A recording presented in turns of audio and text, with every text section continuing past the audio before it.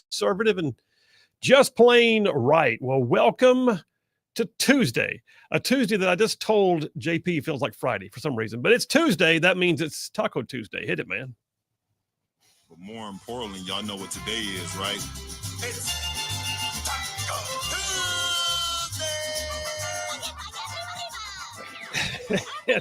It is indeed Taco Tuesday, and Speedy Gonzalez says so. Welcome to it. We're not halfway through the week yet, but we're going to get there. Oh, by the way, JP pushing buttons on the board. Hey, buddy, how are you? I'm good. How about you? I'm good enough. Did you see, before John from Huntsville says, did you see how the Phillies beat the Red Sox last night?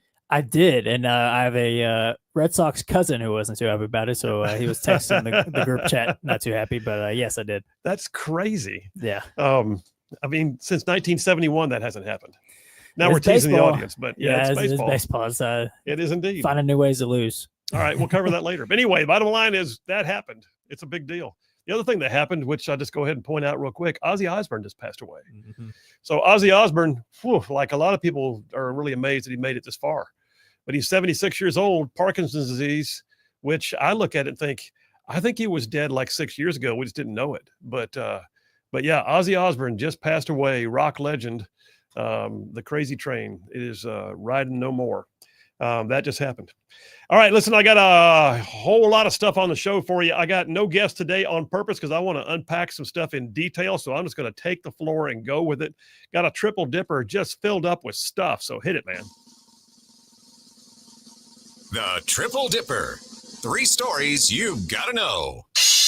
That's right. The Triple Dipper, 3 stories, 3 themes, if you will, that you got to know as we run today's show. First out the gate, the Colbert Conundrum. Stephen Colbert was let go. How about that? Stephen Colbert. Well, the left is up in arms. It's because of Trump, because, you know, everything's about Trump, apparently. The Colbert Conundrum. We're going to cover that in detail. Is this a TDS thing? Is this Trump derangement syndrome? Is it really something? Did Trump actually plan this? What the heck? I got facts, figures, and information you're going to want to have for those water cooler conversations. The Colbert Conundrum, that's number 1 on the Triple Dipper. Number 2, oh yeah, we got a sound effect for this one too. We're going to be jumping on some Ice Ice Baby because Ice Ice Baby, man, is going on everywhere. So ICE is literally doing its job, like just doing its job. And the left is having a complete meltdown over it. But yeah, Ice Ice Baby, that's number 2 on the Triple Dipper. And then number 3, and I assume we'll get to it, but number 3, the climate hoax. Y'all, the left is still doing it. I mean, they have not read the room yet. I got headlines that read more like Adventures in Woke World, if you get down to it, but I'm calling it the climate hoax because they have not yet let go of the narrative. They're so addicted to it, it's like crack to them, and they can't let go. So we're going to talk about the climate hoax and how that's playing out for them right now. Number 3 on the Triple Dipper. All right, let me jump on into the Rightside Way opening monologue, and I'll tell you once again, as always, attorney Stan McDonald. Stan McDonald is, in fact, the sponsor daily of the Rightside Way monologue. He's a 30-year veteran in the practice of law with the firm of Wilmer and Lee out of Huntsville, and I'll tell you more about Stan here in just a minute. All right, look, it's amazing to me how much misinformation is being spread by government. You know, they accused us of misinformation, right? Remember, they had the whole Office of Disinformation that was going to be stood up. They had the backdoor way to silence us on social media. You know, people would find out they've been shadow banned. Remember that? But yet at the same time, look at how much misinformation is being spread by government. I mean, really, we're being told daily to believe that what we've seen and heard was not really what we saw and heard. The story broke last week that the Director of National Intelligence, Tulsi Gabbard, was releasing documents that clearly showed that Obama and his national security team, the whole cabal of them, I'm talking about Comey and Clapper and Brennan and Rice and McCabe, all of them, the whole national security team with Obama were actually the authors of the Russia collusion hoax, the PSYOPs mission of the century, the deception of the American mind writ large. Now, I'm not so foolish as to believe that politicians always tell the truth. We have spin doctors and press secretaries for a reason. Every politician wants their message to hit the mark, right? They want to resonate with the people to ensure that, you know, the version of events that's being told is the one that they believe best suits their cause. I get that. To some degree, that's understandable. What I don't expect, though, What I loathe are lying lips, or in this case, a room full of lying lips, who apparently in December of 2016, right after Trump's first election, they chose to get together, that whole cabal again. They chose to get together and cook up a fabricated story that they could then run with for 4 whole years for no other purpose except to undermine the duly elected president of the United States. The so-called Russia collusion story. But now, guess what? Now the tide has turned. Yeah, it ain't no fun when the rabbit's got the gun, as the old saying goes. And the rabbit in this case is Trump himself, who defied all the odds, overcame all the lies, and outsmarted, outlawyered, outlived, and outlasted every one of them. Every lie that the left threw at him is now back. He's now back in the same seat, only this time he knows exactly what stones to turn over. He knows the tricks. He knows the places where documents are hidden. And suddenly the lying liars are standing there exposed for all the world to see. They thought they were so smart, right? They thought they had it going on. They were so smugly sure of themselves. Silly peasants. We will tell them to eat cake while we do all the things we know we must do. The conspirators, they sat in their ivory tower full of their own self-importance, and they are now naked before the whole world. But they did this lying in so many ways. I mean, there were so many untruths. The left, they never know when enough's enough. And yeah, now they're standing there naked in front of the world. Reminds me of the old fable of the great and vain emperor who loved to lord himself over the people of his kingdom. He called out for new clothes, only the best. Bring me some special tailors. So 2 men came, and they could read the room. They knew the emperor's vanity would make them rich if they could play their cards right. So they told the emperor that they would make him the finest clothes from very rare and magic cloth. And they announced with great fanfare that the only ones who could see the clothes were to be known throughout the land, or the ones who could not see the clothes would be known throughout the land as fools and idiots. Well, of course, nobody wanted to draw the ire of the vain emperor. So everybody pretended they could see the special clothes, and they told the emperor how marvelous he looked. But the truth is, the emperor was buck naked, had nothing there. They were fake clothes.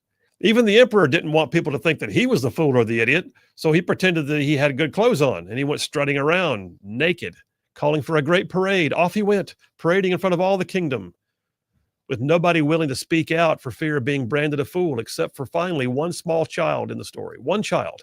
One child had the honest audacity to shout, "The emperor has no clothes!" And at that point, the jig was up. The fool was the emperor himself, who suddenly realized he was in fact naked as a jaybird in front of all of his subjects. And the other fools were the people who acted more like sheeple. They just went along with it for fear of getting sideways with the emperor. Does that sound familiar? We just had the entire Obama cabal just try to do that. They tried to pretend they had something going on. They played it up, and there were so many people who did not want to speak out when they should have. And now we're starting to see the tide turn.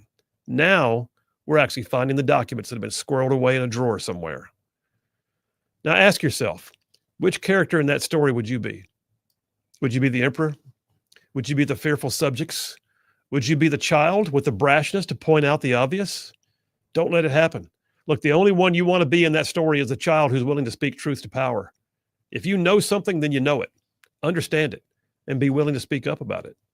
Because if wrong is wrong, if right is right, if good is good, and bad is bad, then stand on it at every level of governance, every level. I mean, like at the local level. How many times do we hear that critical race theory laced curricula are good for your children in the local libraries? What? School boards at the local level can allow transgenders in sports. Defunding the police or setting up sanctuary policies in your cities, those are good, aren't they? How about state? Like in Alabama, you need more casinos because they bring jobs. You really wanted that gas tax, as evidenced by the fact that you're still driving. Your business, well, it was non-essential in the pandemic, but the one down the street, it was very essential. We had to have that one, but not yours. And oh, by the way, you don't need school choice. You just need more of the same old, same old. Or how about the national level? The southern border was under control. Really? It's a really good thing for the environment to be able to ban gas stoves. Stop it. Climate change is the national security issue, not China. Oh, no, by the way, we're taking the lead in Ukraine for as long as it takes, but don't ask about our strategy. We don't have to have a strategy. Oh, did I forget, by the way, at the national level, men can give birth and children can be surgically altered to be other than their birth sex. We're finally starting to see the tide turn on all this. You silly, silly people.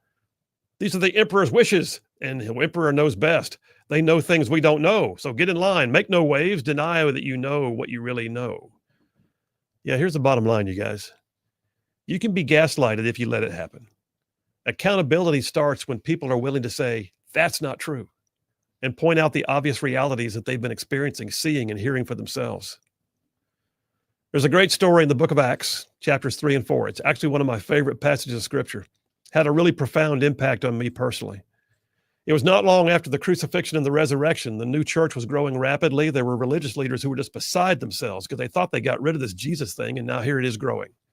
And then one day on the way to the temple, Peter and John healed a man. That's it. They healed a man. Everybody saw it. But instead of celebrating, the leaders of the day had him arrested. They were arrested by the temple guard, dragged in before the religious leaders who demanded that they stop. Why? Because it was rocking their power boat. That's why. They were supposed to set truth, not these grassroots activists. They were the ones who controlled the truth, not these rabble. But it didn't fly. Peter and John, the people, they were not going to be gaslighted. And in Acts chapter 4, we're told that Peter stood and looked them in the eye and very calmly and very rationally said this. Here's the quote. It says, when they saw the courage of Peter and John and realized they were unschooled, ordinary men, they were astonished, and they took note these men had been with Jesus. But since they could see the man who had been healed standing right there before them, there was nothing that they could say. So they ordered him to withdraw, and they conferred amongst themselves. What are we going to do with these men, they asked. Everybody living in Jerusalem knows they performed a notable sign. We can't deny it. But to stop this thing from spreading any further, I'll tell you what, we'll warn them, speak no longer in the name of this Jesus fellow. And then they called him in again, and they commanded them not to speak or teach at all in the name of Jesus. They had just healed a man, y'all. Everybody saw it. Everybody knew it. They didn't want it to be talked about. They said, deny what you've seen. But Peter and John, here's the deal. Verse 19. Peter and John replied, which is right in God's eyes, to listen to you or to him? You be the judge. But as for us, we cannot stop speaking about what we have seen and heard. In other words, we see truth, and that's all that matters. Did you hear that? They had no special training. They had no special degrees. They had no formal speaking, no fancy clothes. They were just solid, ordinary folks who knew what they had seen and heard, and no amount of bluster or accusation or gaslighting of the facts was going to stop them from standing up and speaking about their own experiences and calling out truth when they see it. Folks, you know what's right. You know who we are as a people. You know who we are as a nation. You know the values that you hold dear. You know why we stand up for the national anthem and why we kneel for God. And you also know, when you see the news of the day at home and abroad, how to measure that so-called news against those things that you've seen and heard. And if the emperor has no clothes, well, tell him loudly, because ruffians are not sheeple. And that's a wrap for the Rightside Way. Yeah, they did. I mean, what kicked it off for me on this one was that whole thing about DNI, Tulsi Gabbard, coming out with documents that show that they actually had a meeting and they conferred about Russia, and then they changed the intelligence to fit a new narrative called the Russian collusion just debacle. And it went on for 4 years. And that's just wrong. Call it truth when you see it. Phil Williams, Rightside Radio. Y'all stay tuned. We will be right back on this stuff. So Dipper number one, the Russia collusion illusion. Let's talk about it for a minute. Let me set the stage for this. Why does it matter? Oh, Phil, that was like years ago, wasn't it? I mean, aren't we done with all that? I don't want to bring all that up again. Well, you gotta. That's like saying we don't ever want to talk about the 2020 election again. Why would we not? I mean, we are still talking about it. Why? Because we don't want to repeat the process. We're also still talking about it because it was wrong. I mean, the things that were done during the 2020, and liberals will say, that's been debunked. Has it really? Has it? Can you tell me that everything was normal? Can you tell me everything was above board? Well, it was COVID. Shut up. It was just, that's a sorry excuse. COVID became the excuse for everything. I cheated on my wife. It was COVID. I mean, I robbed a bank. It was COVID. Come on. At some point, you look at it and go, stop. You don't get to use a virus as your excuse for the breakdown of all things good and normal. But they did. And they tried to abuse the opportunity to literally say that everything in the world could be done different during the 2020 election because of COVID. And, you know, what there really was because of Trump. They were scared. How dare he come down that golden escalator and actually like win the election in 2016? Yep. They couldn't let that happen again. But then he did. He was winning. And so they had to do what they could to dismantle it. Well, one of the things they had done as a prelude to that was in the wake of the 2016 election. In the wake of the 2016 election, which, by the way, I want to think back. I want to paint you a picture of the people that were trying to be in charge. I mean, you just saw 4 years of Biden, right? But keep in mind what we would have had before him. It was Hillary. Oh my gosh. What a foul person. What an awful individual with no leadership talent whatsoever. She's a bully. She is an opportunist. I mean, think about this. She's the wife of the former president who believed that she was owed the opportunity to be in charge. So what did she do? Out of nowhere, she moves to New York just so she could run for Senate. Chappaqua, New York, bought a mansion. Why would we do that? Well, I'm running for Senate. Oh, you get to just show up here and run for Senate? Apparently so, under New York state law. Well, that's interesting. So they did. Talk about an opportunist. And then she ran for Senate. And with less than one term in, she wanted to run for president. Wow. Yeah. How'd that work out? That's the person who, by the way, when the results became clear that Donald Trump had prevailed, late at night, with all of her followers out there at the big event and the balloons and the music and the rented venue space and all the things, she would not even come out to see them, because that's the kind of person she is. She didn't come out and address her followers who had done everything and broken their backs trying to get her in office. She just slunk into a back room and went into a fit and was like ready to just dissemble somebody. Complete meltdown. Couldn't come out and see people. That's not a leader, because a leader can stand up under stress, and she apparently couldn't. However, one of the things that did happen was those that had the authority, or the ability, maybe I should put it, to do certain things, decided to take matters into their own hands. And so one of the things that happened was the invention of the Russia narrative collusion. The Russia collusion illusion is what I'm calling it. Let me read to you just an opening line here in what just came out this past Friday. I take this directly off the Director of National Intelligence personal website, the dni.gov. This is a statement that was released about the information that is new and involving the highest levels of leadership and intelligence in the United States right after Trump won the election, but before Trump took office. It says, the information we are releasing today, this is past Friday, the information we are releasing today clearly shows there was a treasonous conspiracy in 2016 committed by officials at the highest level of our government. Their goal was to subvert the will of the American people and enact what was essentially a years-long coup with the objective of trying to usurp the president from fulfilling the mandate bestowed upon him by the American people. So yes, if you find out about it 20 years from now, 30 years from now, or in this case, just a few years from when it occurred, you don't let it lay. You investigate it, because those same people are still out there. Those same people are still being called upon to be pundits. Those same people, by the way, some of whom were the ones who issued the infamous Hunter Biden's laptop, "There's nothing to see here" memo. Those same people were campaigning for Kamala Harris. Those same people were working in the Biden administration.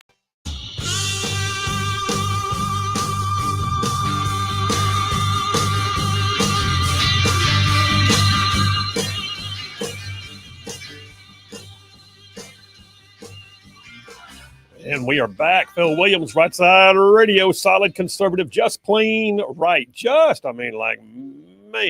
pulling pins on truth grenades. That's what we're doing.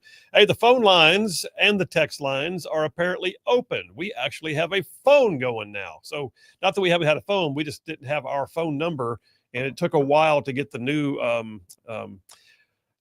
the service agreement, let's say we had to work some things out with our new company, but we got it worked out. So 833-687-4448. That's 833-68-RIGHT. It is active for both texting and calling. The texting's been going on all the whole time, but the calling piece was a little out of reach. So coming up here after the next break, we'll take calls. If you want to call in, you're welcome to it. Some of y'all we haven't heard from in a long time, so we'd love to catch up.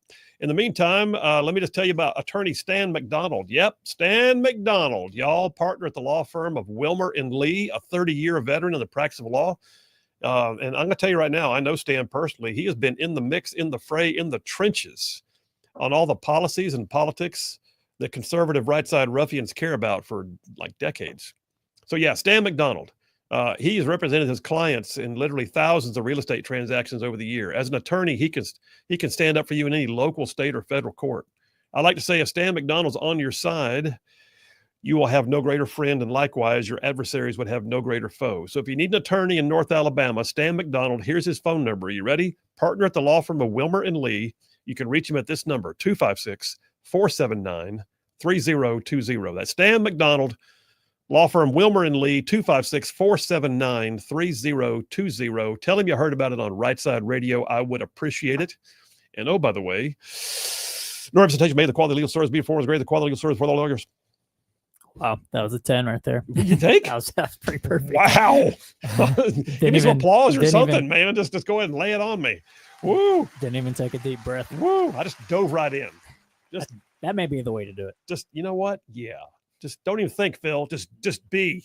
All right. Anyway, some of the texts that are already in. Dave from Capshaw says, Phil, for my wife's birthday today, she just wanted to watch your show on YouTube and eat at Rosie's for Taco Tuesday. I'm not saying she's a cheap date, but she's always been easy to please.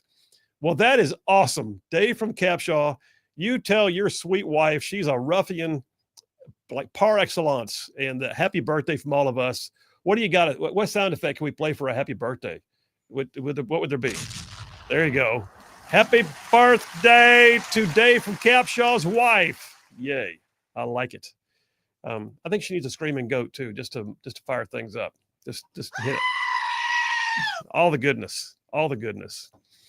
Adam from Athens says Trump had nothing to do with it. Colbert getting paid $20 million while losing $40 million is why he got the boot. Adam, you just did my entire segment. Thank you. I'll skip that to Dipper number 2 now. The best quote I saw from him was Tim Pool, who said this was basically NBC saying they were willing to spend $40 million to try to undermine Trump, and then they finally surrendered. Like, that nails it. That's it. There you go. Nofre from Lexington, Alabama says Democrats will be jumping from bridges if they prosecute Obama and his goons. I hope the whole truth comes out and all that are guilty get prosecuted. I share that. Jerry from Decatur says, love the Naked King story. I can see how it pained General Flynn's patriot bones to knowing the fiasco serving under Obama. No doubt. And then lastly, John from Huntsville got a long one, so I'll wait till after the break. Phil Williams, Right Side Radio. Y'all stay tuned. We will be right back. I mean, I can name names and tell you who we're talking about here. I mean, you're looking at Susan Rice. She was a top advisor to Biden through most of his last term. John Kerry. Well, you know about that guy. He was the climate czar for Biden. Loretta Lynch, Andrew McCabe, John Brennan, James Clapper, and Barack Obama were all in a meeting that I'll tell you more about in just a few minutes that clearly establish that everything changed after that meeting. There was a narrative that was in one way, based upon actual intelligence, that became geared in an entirely different way after a meeting that occurred in the White House on December 9th, 2016, 1 month after Trump was elected and prior to him being sworn in. They did it so they could lay the groundwork for how they could attack him for the next 4 years. And we as a nation had to put up with it. We as a nation spent $40 million just on the Mueller investigation of the Russia collusion hoax. We as a nation put up with constant haranguement by the left and the media pundits and the people who were absolutely dead set sure that Trump had colluded in some way with Russia in order to get elected. I mean, it was galling. And they put us through that because they could care less about this nation. What they cared about was power. And what they cared about was the opportunity for what Tulsi Gabbard just called a treasonous conspiracy committed at the highest levels of our government to subvert the will of the American people and enact what was essentially a years-long coup. I got more on this, y'all. And y'all, I'm telling you right now, this is a big story. All right, so let me jump on the topic we're at hand, though. The Russia collusion illusion. Before the break at the top of the hour, I gave you the background on this. Let me explain the flow. So I want you guys to listen, when you're having those water cooler conversations, when you're talking to your friends at Sunday school, when somebody at work says, what's all this about Russia again? You're going to be the expert. All right, here you go. Here's the deal. Trump was elected, freaked everybody out on the left side. Hillary Clinton's having a complete bipolar meltdown. Nobody knows what to do. Oh my gosh, Trump came down the escalator and actually won. That was in November 2016. And on December 7th, here's the schedule. Because what we know now, let me back up. Director of National Intelligence is Tulsi Gabbard. Director of National Intelligence has access to documents and things which had been, for lack of a better term, suppressed and or modified and discarded. Why?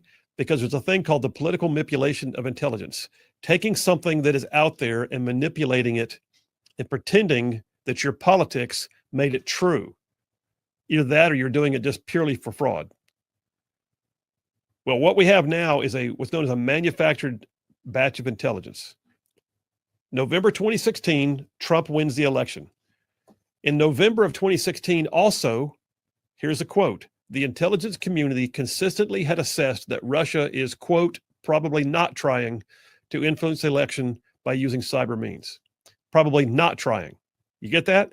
There's documented evidence at the DNI's disposal now that she can root through the files, now that she can open all the drawers, now that she can reach in the file cabinet, now that she can turn on the computers.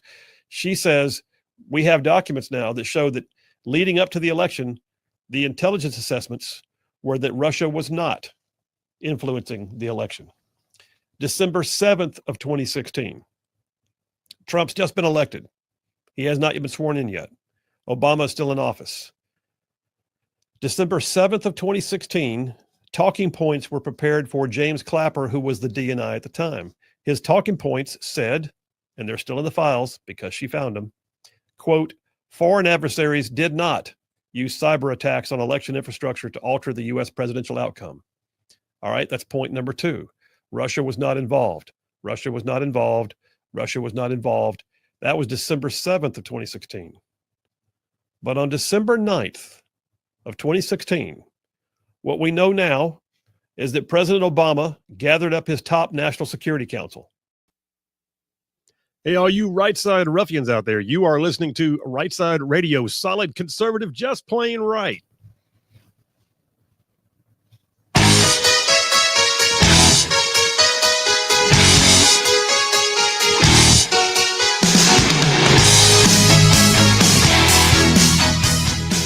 And we are back. Phil Williams, Rightside Radio, solid conservative, just plain right. Just covering down on some major ground across the southeast US of A. Y'all have talked about this show.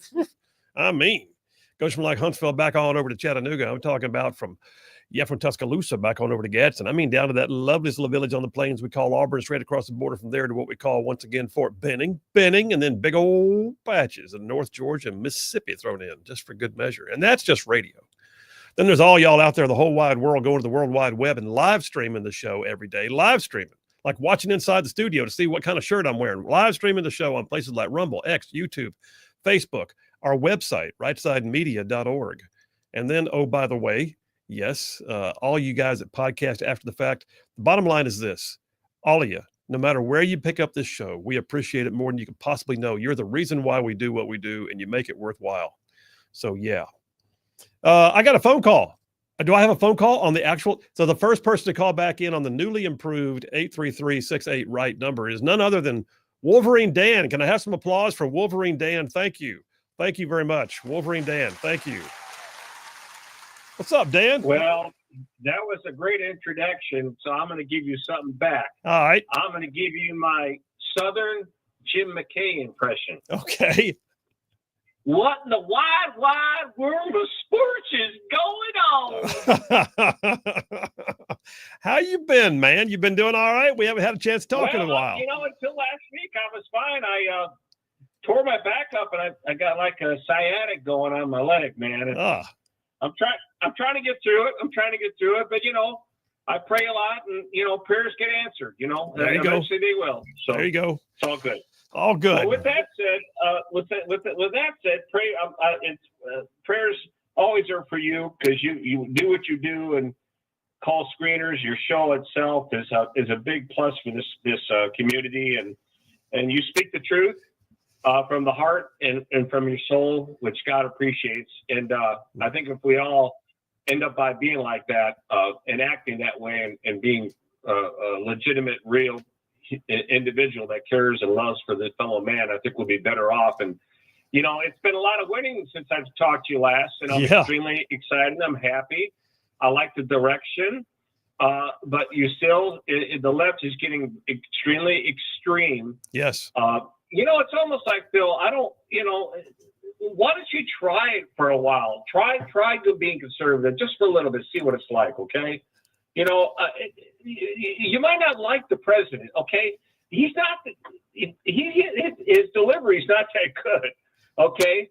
And yeah, he gets to be, I think it's a little bit immature sometimes when he pokes the bear and Rosie and everything. I get that, but that's just his makeup. But I think he does so much more good than if he would not see even talk like that at all. It'd be more presidential, which I don't care if he is or isn't. I like production. I like things that get done. Yeah. And that's what's going on right now. And he's getting it done. And he's trying to make it right. But we've been corrupt for such a long time, Phil.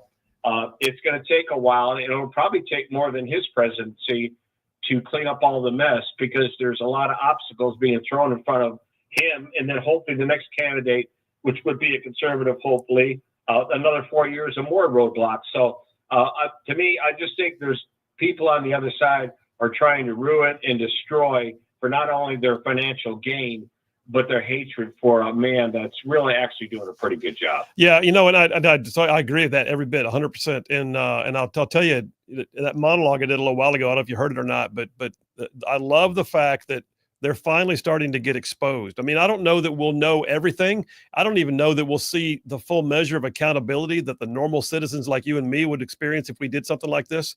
But at the very least, we need to make sure that people call it out when they see it, and that we're actually getting the documents pulled out of drawers and files and computers everywhere, so that the world can see the kind of things they were really up to. Well, I agree. Unfortunately, Phil, what happens is that along with trying to find out what's going on with the criminality of things, it costs money. And we don't have money to burn. We're in debt. So that's the sad part, is that we're spending this money that we could be using to pay the debt down if there wasn't any corruption or any crime. But, God sees it. God knows greed, and the devil's large. The devil lives in people's lives, okay? But I'm telling you, eventually, if you don't have a conscience now, just before you got to answer to what you've done, you better have a conscience and ask for forgiveness, because if not, y'all going to hell. Okay. Wolverine Dan, that was a free-ranging conversation, brother. It's good to hear your voice again. Yeah. Nice seeing you. See you, buddy. All right, bye-bye. He's right. He's absolutely right. Think about it. Don't wait to the last minute, by the way. Alif Mathens checked in. Oh, I tell you what, John from Huntsville, I forgot to get his. Let me get it real quick. Phil, awesome monologue, he says. Thank you. He says, also, did you know that AI has taken over the music world? But he always has a random. Did you know AI has taken over the music world because a completely AI-generated band called Velvet Sundown, I've heard about this, has a #1 song called Dust on the Wind. In other words, it's not even a real band, but it's a #1 downloaded song. Dust in the Wind is a famous, so they're trying to play. Dust in the Wind certainly is Kansas. Yeah. Dust on the Wind is Velvet Sundown. Kind of like that one band you said was called The Artist. Oh my gosh, you got me going now. I'm gonna get mad. Yes, the original artist. The original artist, which was the name of the band, the original artist, as they did fake renditions of cover songs. He also says, by the way, Phil, I have to let you know, during the final YouTube break yesterday, he said I fell asleep and woke up at 5:06, so I didn't get the grades in, but JP did win with an easy A++. Oh, thanks. He took a nap. Wow. John, you took a nap on the show? Anyway, Alex Matheson says, don't forget that Tulsi used the word treasonous more than once. Methinks she is ready to drop the intel hammer. We need to pray for her safety. No doubt. I'm pretty sure she has security and a driver. But yes, she needs constant prayer. The whole administration does. On the issue of treason, I agree with Jonathan Turley, Georgetown law professor, who said this morning, I don't know that we meet the actual true legal standard of treason. Now, I think we can find subversion. I think we can find conspiracy. I think we can find lying to Congress. I think we can find all those things in that cabal that came up with the Russia collusion story. Treason usually involves an outside actor that you're working in conjunction with. So I don't know that we can get there. That's just the legal standard. It's easy to use the word. It's on the one hand, getting convicted of treason is different than having treasonous behavior. So if you know what I mean. Joe in Tennessee says, with the death of Ozzy Osbourne, his 3 brain cells he had left can be donated to Joey Biden to replace the ones frozen by ice cream. Wow. I'm not even sure why I read that out loud. Joe just lashing out there. Scott from Ardmore says, Phil, howdy. I believe the Trump team send Hillary, Obama, Brennan, and Comey a bill for reimbursement of the Mueller investigation costs. Yep. There's things they can do, by the way. They can lose their security clearances, because you'd be amazed how many times former senior officials like that get called in to do work and get paid for their time. They can also lose parts of their pension, if not all of their pension. They can also lose other aspects of their credibility and notoriety. So they doesn't even have to be convicted. They can certainly have to pay the piper, if you know what I'm saying. Whew. Okay, listen, I got plenty on tap right now. We're going to dive right in here in a minute to the Colbert Conundrum. This, in my opinion, is one of the greatest examples of Trump derangement syndrome I think I've ever seen. They need a scapegoat, and the go-to always seems to be Trump. How does that happen? How does that even work? Well, they have determined among themselves that because the parent network of the Colbert Show was actually in negotiations in a lawsuit for defamation against Trump, that in order to settle it, somewhere in the mix, there must have been an agreement to get rid of Colbert. I don't really think so. Not at all. I think what you had was, and we'll talk about it more in detail in a minute, you had a show that was tanking in the ratings, that was insulting half of the nation on a nightly basis, and was making no money. In fact, it was losing millions of dollars per year. So what they did was they said, you know what, we got to make a change. And so they are. They're making a change. The other interesting piece is he's going to be allowed to finish out his contract. He is. So Colbert is not gone tomorrow. He was not fired. He was not terminated. He's not shown the door. He was not escorted out. He'd have to clean out his desk and put it in a cardboard box and carry it with him. He's got another year almost. So we're going to see him, and he's going to be lashing out. But they probably had a contract non-renewal provision, lawyer Phil talking here, that says they have to terminate within a certain amount of time. So regardless of anything to do with Trump, they probably had no choice but to provide notice in advance that he was going to be gone and non-renewed under his contract. So we'll talk about it, because the Colbert Conundrum, I mean, it's got the left up in arms. They are having fits. They can't understand. How did Trump make Colbert lose his job?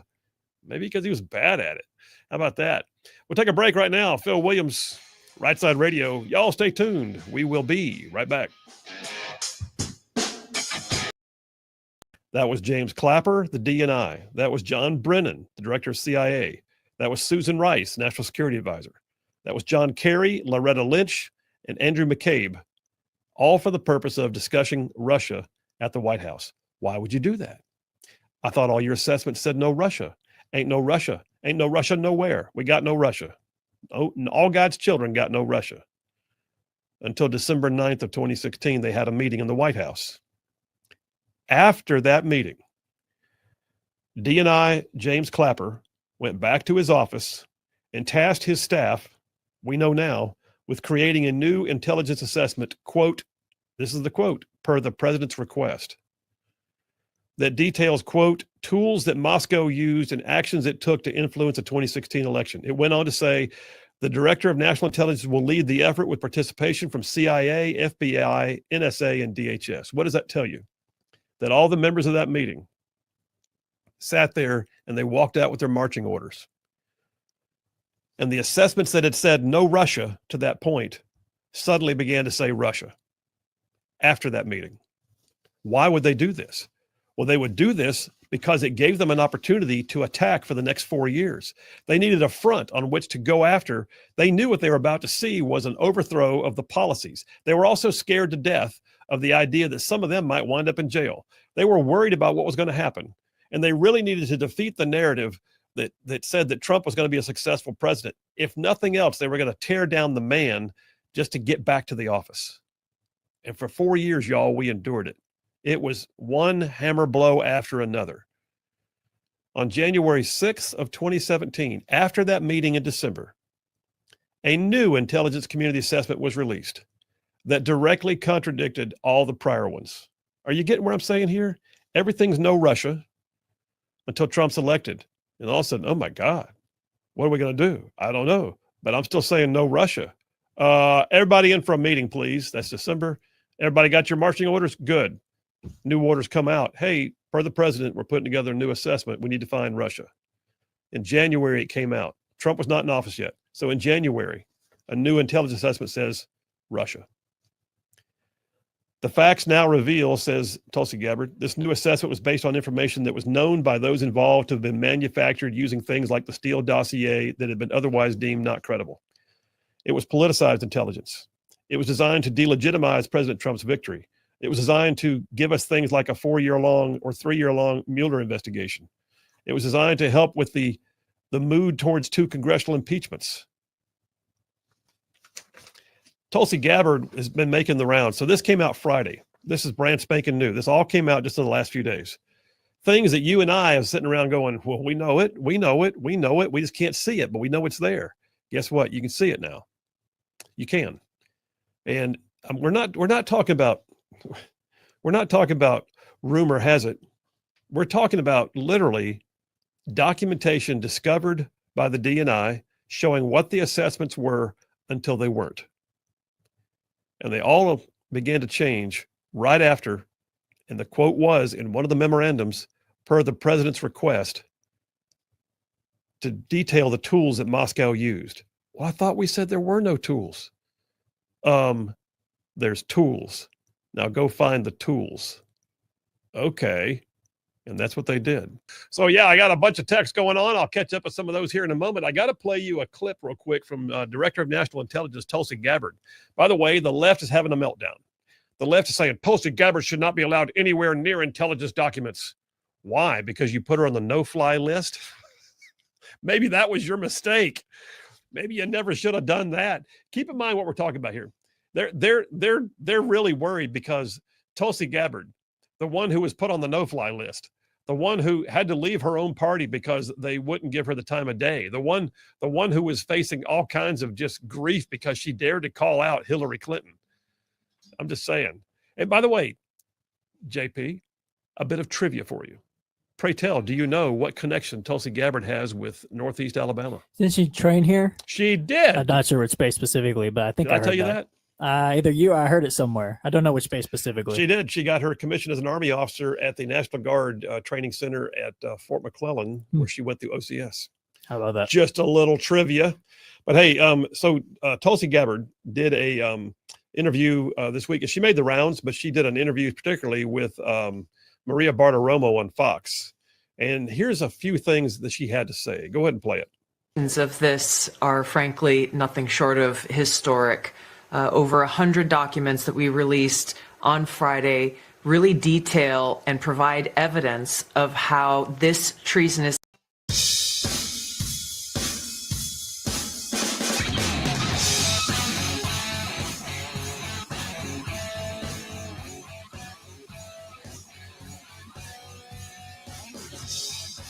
And we are back. Phil Williams, Rightside Radio, solid conservative and just plain right. Just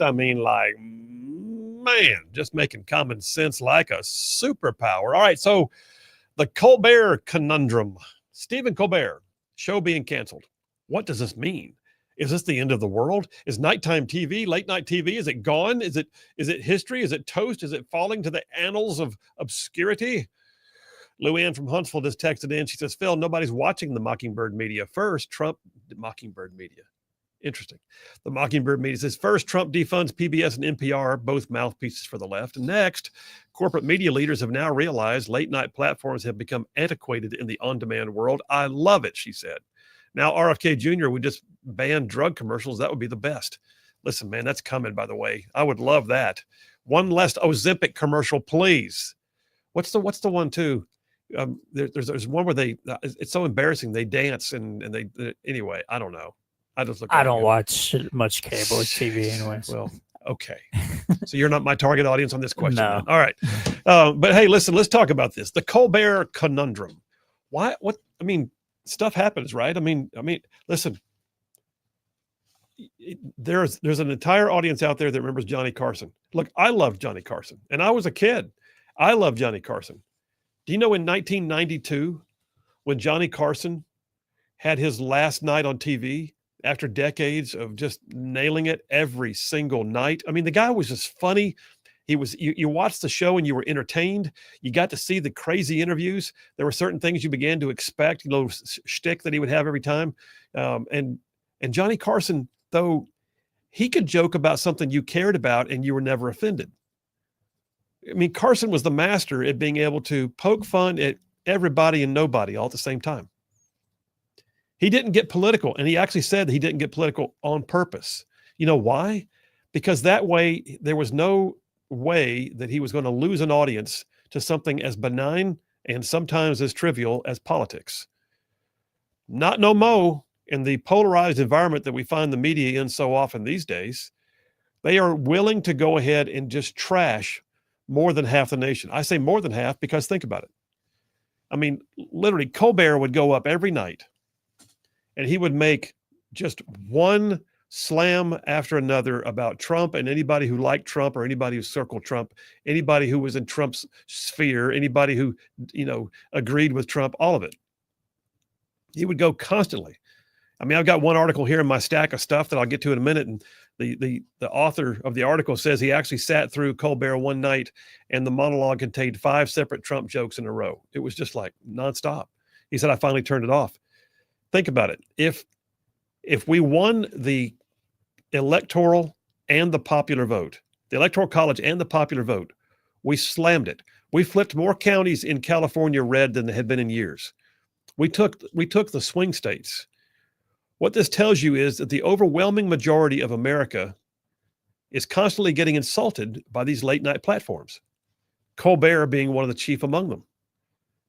And so if every single night you're going to go out there and do that, well, I started to say a moment ago, think back, Johnny Carson, his last night on TV, an estimated 50 million people tuned in. I mean, that's epic scale.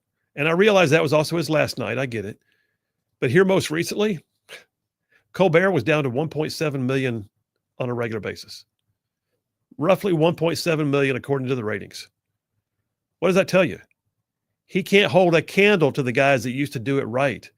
There was a huge amount of success in the past, which, I get it. Things change. Maybe there's a new way of doing things. The new shtick is the best shtick. And sometimes it's not, though.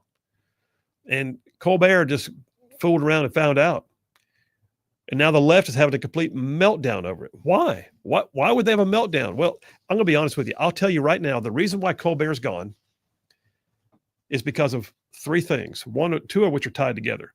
I just mentioned one of them. People got tired of being insulted, which ties directly to number 2, which is their ratings. The ratings just sucked. Their ratings were in the tank. They were dropping like crazy. And then there's finances. You still got to run it like a business.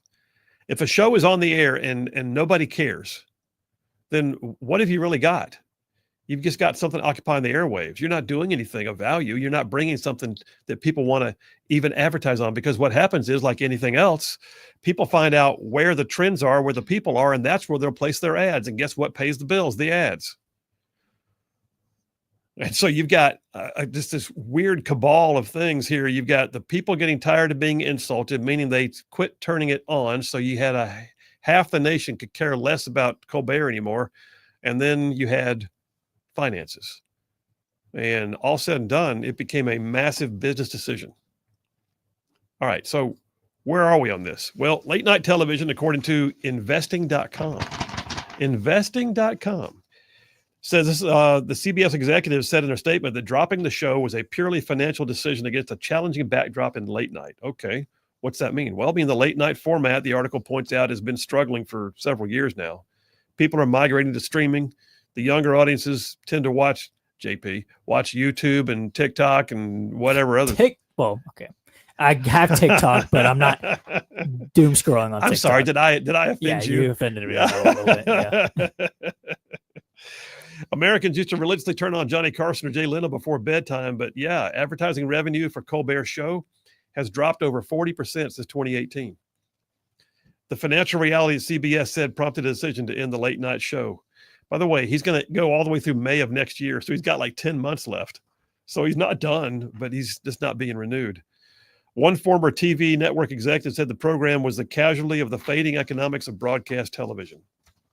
Okay, look, here's a couple of stats for you. You ready? 15 years ago, the Tonight Show could earn upwards of $100 million a year in revenue generated. Recently, low, like I said, the Late Show with Stephen Colbert, $40 million a year. That's a huge drop. The show's ad revenue plummeted to $70 million last year from 121 in 2018. So yeah, they were tanking, and the ratings for the show had peaked out at 3.1 million viewers back in 2017-18 and down to 1.9 this year. That's literally like a 45% drop in viewership, a 60% drop in revenue, and all said and done, it's not sustainable. Now, people are freaking out about this because of Trump. Why Trump? All right, we get back from the break. I'm going to give you the whole Trump analogy. Why they're sure. Why the left is absolutely sure that the Colbert conundrum can only be explained by the mean, evil orange man who swooped in to the private sector and unhinged the most popular of all late night TV shows. Yeah, not really. But I'll tell you why they think that, and I'll give you the ways to refute it. So when you have those water cooler conversations, when you're talking to folks in Sunday school, when you're sitting there with a coworker and you got some downtime, you can say, hey, by the way, man, is that Colbert stuff? You know what I heard? Tell them you'll be the genius at the table. I'm just saying. We come at you with facts and figures on this stuff. So yeah, the Colbert conundrum, it's real. And you know what it's based in? Trump derangement syndrome. Phil Williams, Rightside Radio. Y'all stay tuned. We will be right back. Conspiracy was directed by President Obama just weeks before he was due to leave office, after President Trump had already gotten elected. This is not a Democrat or Republican issue. This is an issue that is so serious it should concern every single American, because it has to do with the integrity of our democratic republic. What we saw occur here, as the documents we released detailed, was that we had a sitting president of the United States and his cabinet and leadership team, quite frankly, who were not happy with the fact that President Trump had won the election, that the American people had chosen Donald J. Trump to be the next president, commander-in-chief of the United States. And so they decided that they would do everything possible to try to undermine his ability to do what voters tasked President Trump to do. So creating this piece of manufactured intelligence that claims that Russia had helped Donald Trump get elected contradicted every other assessment that had been made previously in the months leading up to the election that said exactly the opposite, that Russia had neither the intent nor the capability to try to, quote unquote, hack the United States election for the presidency of the United States. So all right, I want to break it there a second. It's a little bit long, so we're going to come back to it and finish it out. But listen, what she's describing here is a scandal. I think one of the most dangerous times for the United States is the time between one party getting ousted in an election and being able to take office. Because at that point, there's all the possibilities happening where the authority and the responsibility and the power is still vested in the person who knows that their side lost. Listen, the left, you saw Biden pardoning everybody in the world, including his family, during that time frame. You saw Obama doing this. I think what we're looking at right now is the potential that this and the auto pen are going to wind up being two of the biggest scandals in modern political history. We're talking about Watergate level stuff if all this pans out. Now, will it go there? I don't know yet. Let's keep playing it. Effect of what President Obama and his senior national security team did was subvert the will of the American people, undermining our democratic republic, and enacting what would be essentially a years-long coup against President Trump, who was duly elected by the American people. I mean, that's it. That's really what it boils down to. It was an effort to subvert the integrity of the office, to make it seem as if the sentiments of sweeping him into power were the last thing people really would want now, because it was just kind of all fake. It was a conspiracy. It's not real. You've been duped. Didn't you know? It destroys confidence, has a chilling effect upon the ability of the president to get things done. It damages his ability to be the top of the ticket to endorse people who are running for, congressional or Senate races or whatever else. Well, listen, Tulsi Gabbard also said on Sunday Morning Futures that this was not a Democrat or Republican issue. This is an issue that's so serious it ought to concern every single American because it has to do with the integrity of our democratic republic. She also said that there are whistleblowers that are now coming out. We're seeing whistleblowers come out, she says. And I got a piece here from Red State. I hold it in my calloused former paratrooper hands. She says that the implications of this are nothing short of historic. Like she said a moment ago, over 100 documents have been released. But she goes on to say that the whistleblowers are beginning to come out of the woodwork. And I think part of that is because they finally feel free to do so. She says, I will do all that I can. Gabbard responded when she was asked about whether or not there's going to be people referred for criminal charges. She said, I will do all that I can. And we have whistleblowers, Maria, coming forward now after we release those documents, because there are people who were around who are working in the intelligence community who were so disgusted by what happened.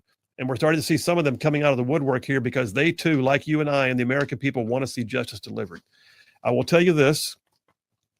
The reason why this could go on further is because Tulsi Gabbard has now officially referred it to the Department of Justice. Now, had she just launched it and made a story, that'd be different. But she didn't. She launched it, and then she officially referred it to the Department of Justice for investigation. What does that mean? That means it just became a legal matter.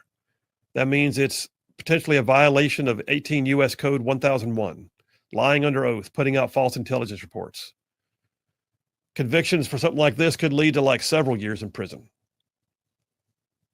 Daily Wire has a piece, Dateline, yesterday that says that House Republicans are demanding that there be Obama-Russia hoax arrests.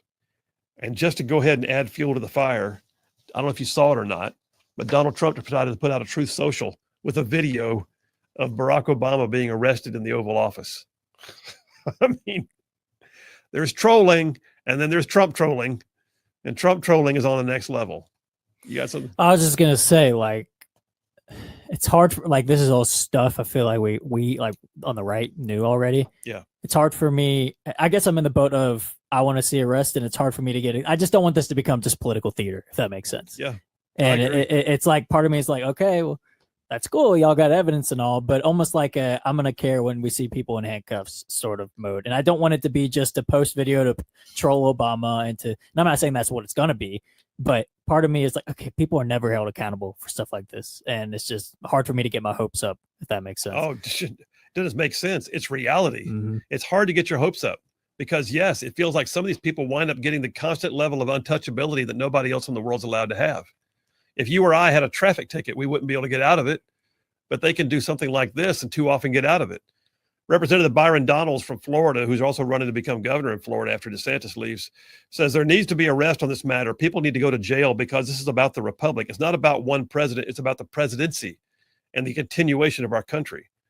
If you can tear down an office by using the office to prevent other people from being effective in the office, then that's not democracy.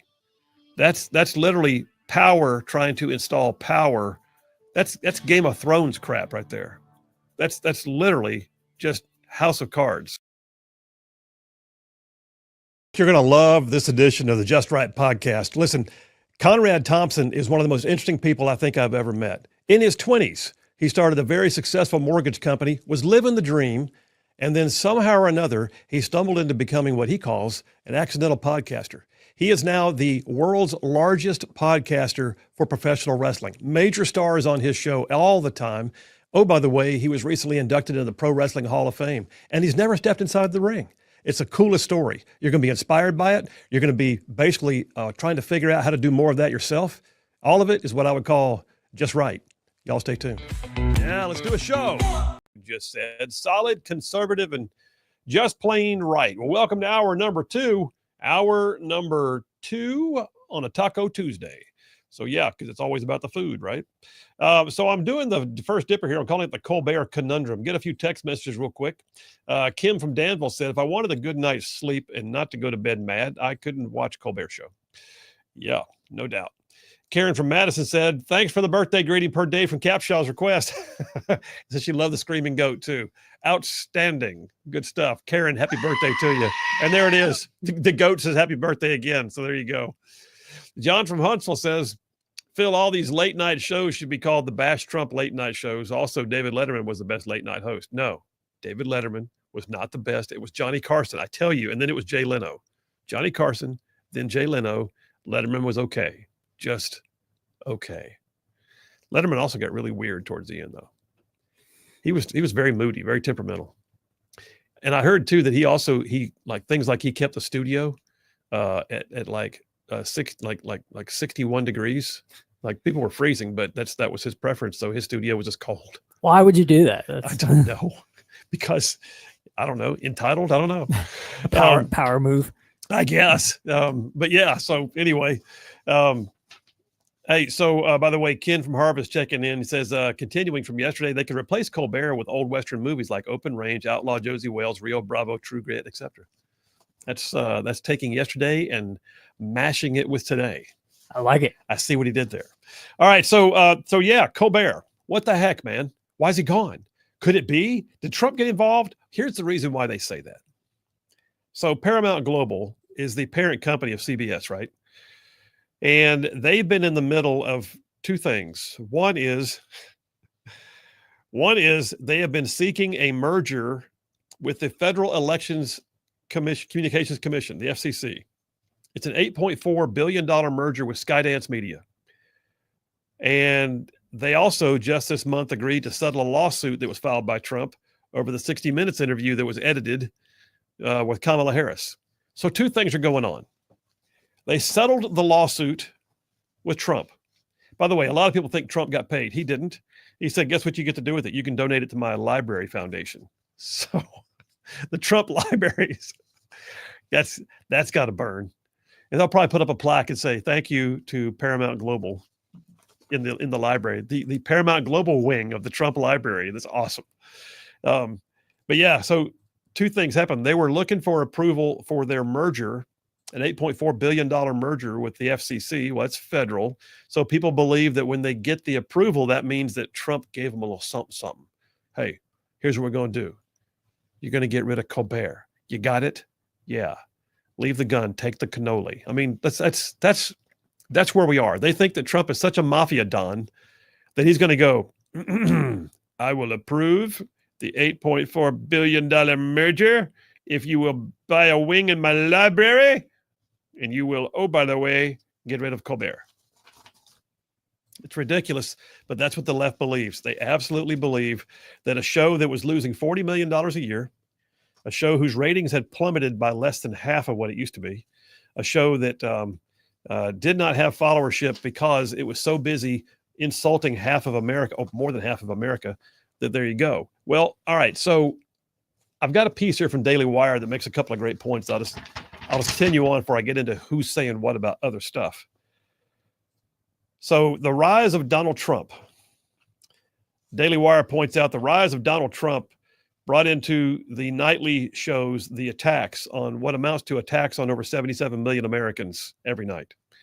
Every evening for years now, it says Stephen Colbert and Jimmy Kimmel subjected their audience to nonstop Trump bashing.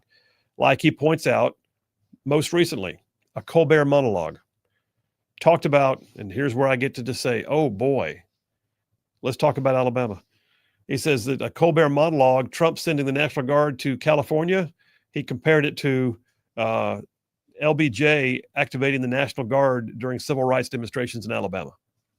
Except that in that point, I'm sorry, the Guard was there to protect the protesters. Interesting. That's Colbert every night. Crickets. The only people who like that are the ones who lost the election. And the guy points out this article, and I agree with this. I'm willing to be entertained by a truly funny Trump joke. But the level of vitriol, I mean, it was obvious their disdain for the person that over half of American voters voted for was so deep he couldn't get out of it. His own Trump derangement syndrome is now sitting in a position of having crushed him. And oh, by the way, never forget that people don't mind tuning in for late night politics because the Gutfeld show on Fox is killing it. But you know what the difference is? First of all, Gutfeld's good. But secondly, people tune in expecting that. They tuned in for that. They tuned in to get some news and commentary with a bit of zing attached to it. They wanted that. When they go to things like late night with, Jimmy Kimmel or late night with Colbert, they're not looking for that. They're looking to see who his guest is that night. They're looking to see what actor is going to be there to try and pretend that they've got a big career going. They're going to look and see what band's going to show up and play a gig. They want to know the human interest stories. They don't want all the crap. Jimmy Kimmel's not happy, by the way, even though this is his competition. Jimmy Kimmel is almost as bad as Colbert. I'd say his head's on the chopping block next, figuratively. I would not be a bit surprised because I wouldn't be a bit surprised to also find out that his ratings are about the same. Oh, yeah. By the way, Outkick has an article that I just picked up. Outkick says, it's been a heck of a week. Stephen Colbert fired by CBS, NPR and PBS defunded, and Shane Gillis angering all the libs on a Disney-owned network. He said they just win after win after win. But then he says one person who's not pleased, Jimmy Kimmel. Jimmy Kimmel's response was, basically profanity-laced and says, blank all of y'all over there at CBS and all you Sheldons at CBS, he said. Oh, there's a zinger. I bet his script writers had to work on that one for him for a while. But y'all, they're not done. They're banding together. Let TDS unite us. We shall go forward. We shall not stop. Writers Guild. The Writers Guild. This is like the union of script writers for late night TV and other things. The Writers Union wants the New York Attorney General Letitia James to probe why CNS canceled Late Show. You know what, though? It's Letitia James. She'll probably do it if she's not in jail. She has a little issue going on right now. Apparently there's something about, I don't know, mortgage fraud. Adam Schiff is in the same boat now as well. Go figure. Isn't that kind of how they caught Al Capone? Oh, that was taxes. Yeah, I believe it was taxes. Taxes, mortgage. Yeah, so, fraud is fraud. Yeah. The late night show, the statement put out by CBS is, we consider Stephen Colbert irreplaceable and we'll retire the Late Show franchise. In other words, we're retiring his number. It's all going away. We're not going to find a replacement. It's just done. Well, said he and the broadcast will be remembered in the pantheon of greats that grace late night television. This is a purely financial decision against a challenging backdrop in late night. The Writers Guild, though, says, here's their quote, given Paramount's recent capitulation to President Trump. See? This is the Writers Guild. Their official statement names Trump as the reason why. The Writers Guild of America has significant concerns the Late Show's cancellation is a bribe, sacrificing free speech to curry favor with the Trump administration. In one sentence, they named Trump twice. The Writers Guild. I mean, you can't make this stuff up. But then Hollywood's getting involved. Oh, for the love. Really? Yes. Jamie Lee Curtis. Who? Yes, Jamie Lee Curtis. The actor that used to be famous. Jamie Lee Curtis. Do you know what I'm talking about? Jamie Lee Curtis? No. Like I said, Jamie Lee Curtis. Her words are, she's really excited to be one of the last guests that's going to be scheduled on Colbert. It's this lady. Gosh. Just look her up? Yeah. Okay. She's not good. Okay. And then she talks about NPR and her disdain for what she sees as Trump's efforts Trump's efforts. So she says they cut NPR and, public broadcasting. They're just trying to silence people. That won't work. It won't work. We'll just get louder. No, actually, you won't. And people won't listen because you're not on TV anymore. Nope, you're not. You're not. Listen, I got a little bit more on this. We'll wrap it up when I get back. Take some text messages. You want to text it in. What are your thoughts? Let me ask you this. How many of y'all sit around every night watching Stephen Colbert? I want to know how many ruffians in the world actually watch Colbert like you look for it. Like, hey, Colbert's on. Do you do that? Or is it like a what kind of show to you? Phil Williams, Rightside Radio. Y'all stay tuned. We'll be right back.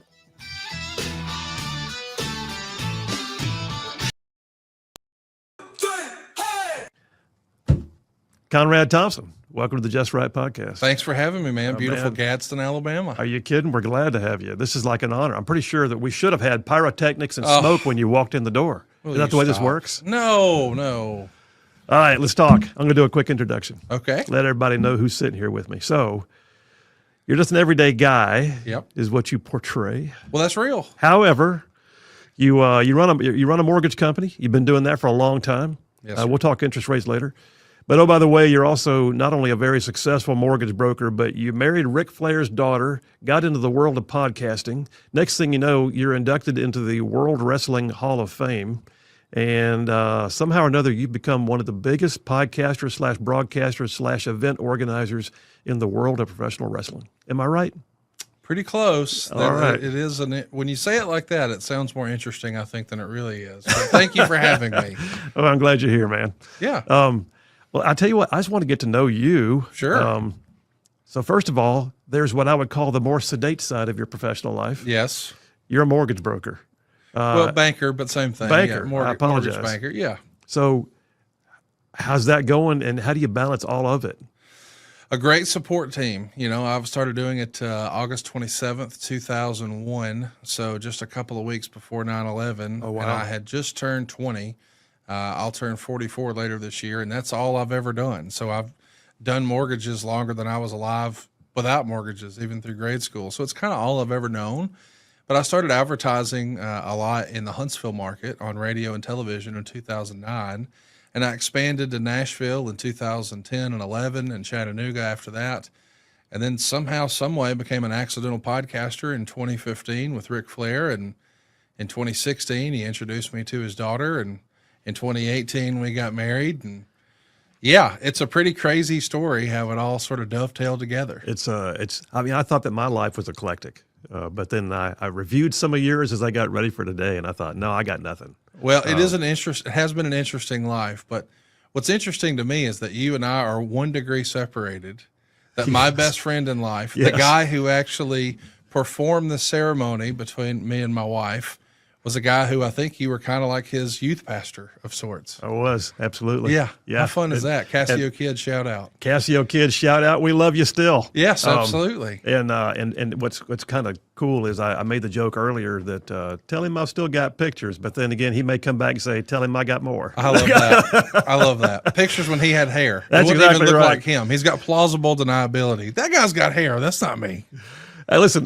So on the mortgage broker side of you still do that though, right? Oh yeah, every day. Yes, sir. I said broker, it's banker. But no difference. I help families get into mortgages. I help people realize the dream of home ownership and then understand that they can reorganize their debt. Like right now, there's a lot of families who are struggling because, as you've probably heard, credit card debt is at an all-time high. Yeah. At the end of January, a report came out that said that America had $1.21 trillion in credit card debt. It's never been that high. No. And if you take a look from the pandemic to now, it's almost like a hockey stick. It's just through the roof.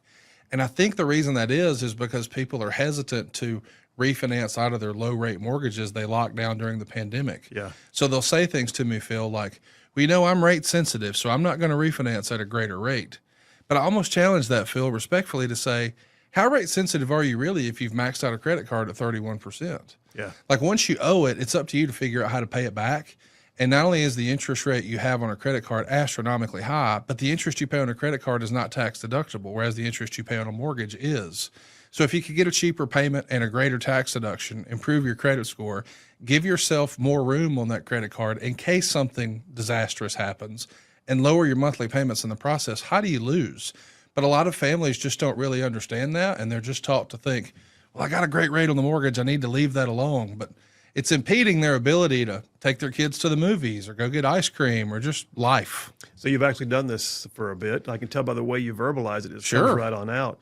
And I guess too, let me ask you this, because I'm going to chase a rabbit for a second. We all watched the economy over the last 4 years, just the cycles of just craziness, 40-year high inflation, COVID pandemic set the rates low, trying to get the economy back, stimulation money being thrown in. Just it was madness. Yes. It was cats and dogs living together. It was all of it. Are you seeing people returning to the table, though? I mean, that conversation you said you can have with people on a regular basis. I do a lot of real estate law. You do the other side of it. You're the Yes. lender side. Are you seeing people coming back to the table, so to speak? A little bit. I mean, the people who are in a bad place or life has dictated that they need to make a move. Yeah. So unfortunately, maybe there's a divorce.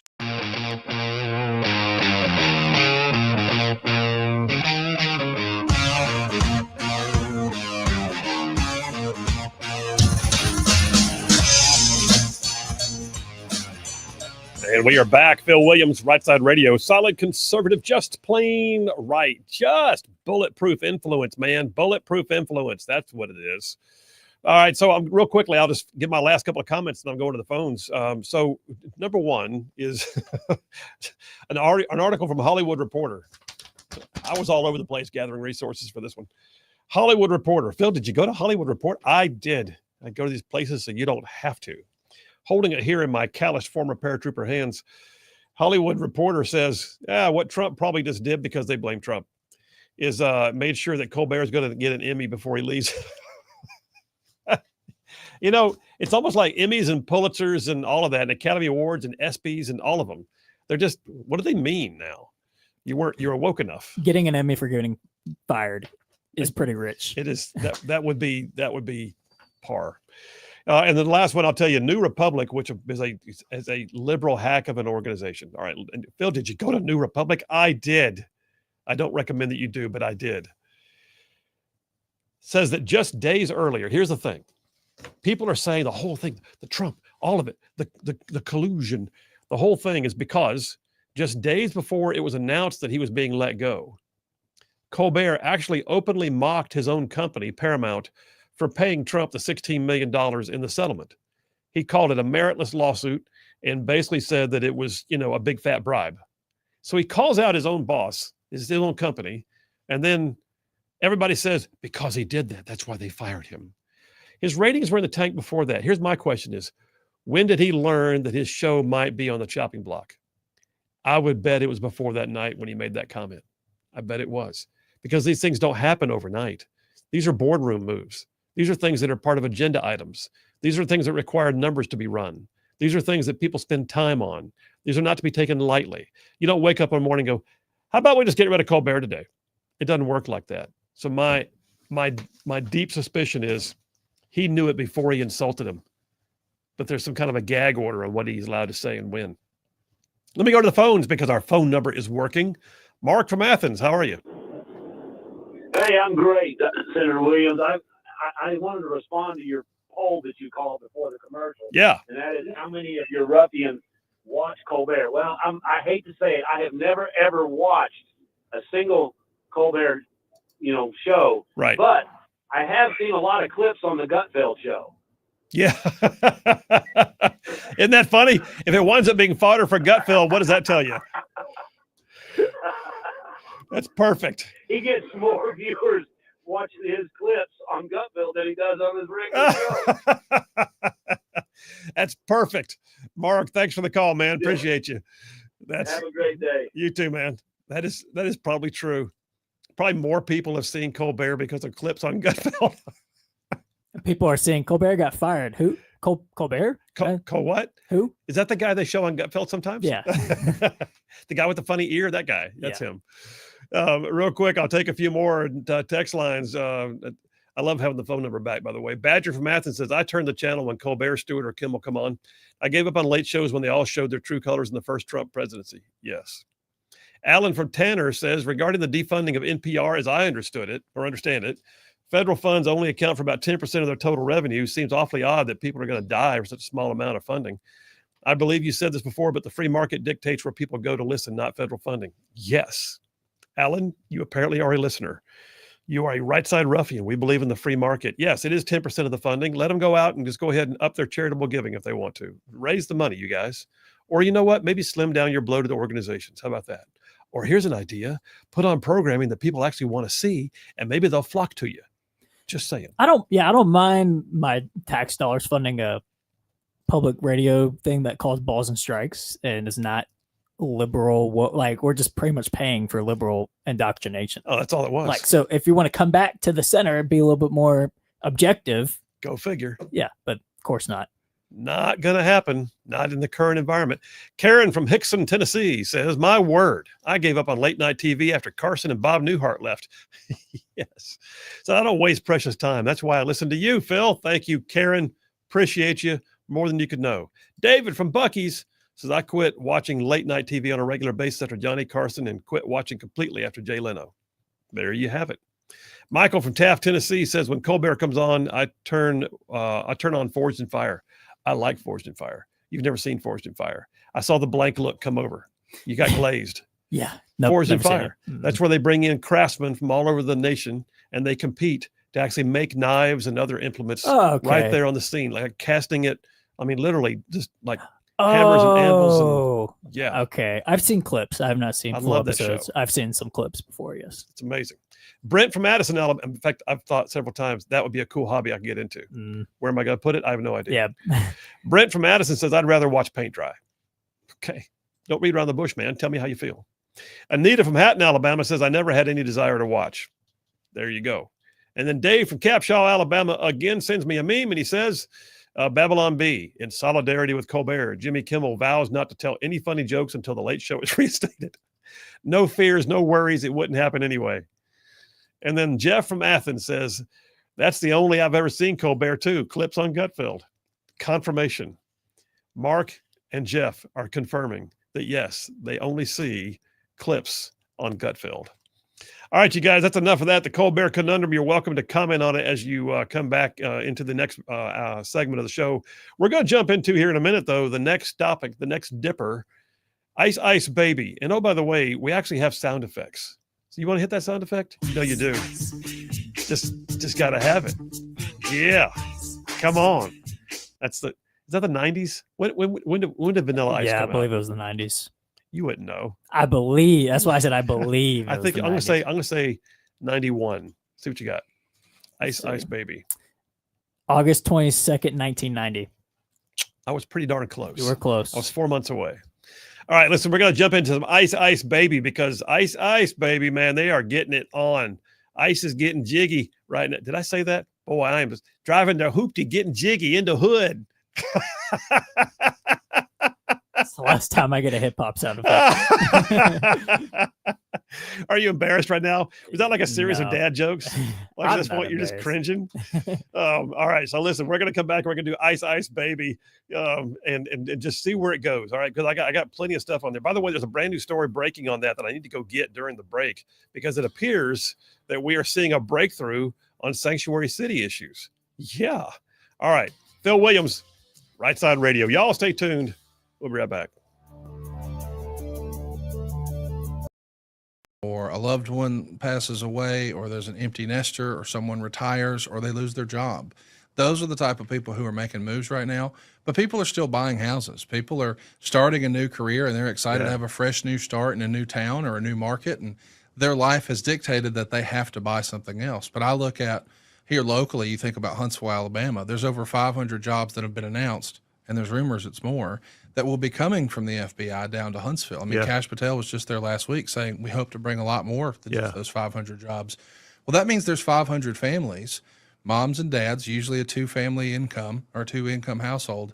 They've now got to relocate their whole life to Huntsville, Alabama. Now, you and I know Huntsville's awesome, but this wasn't anybody in D.C.'s original plan. No. Like they have jobs, like probably only one of those people work for the FBI, but the other person has a job there. They're also going to find out they can buy a lot more house here than they can in D.C. Absolutely. But some of them never owned a house, and now they'll be able to.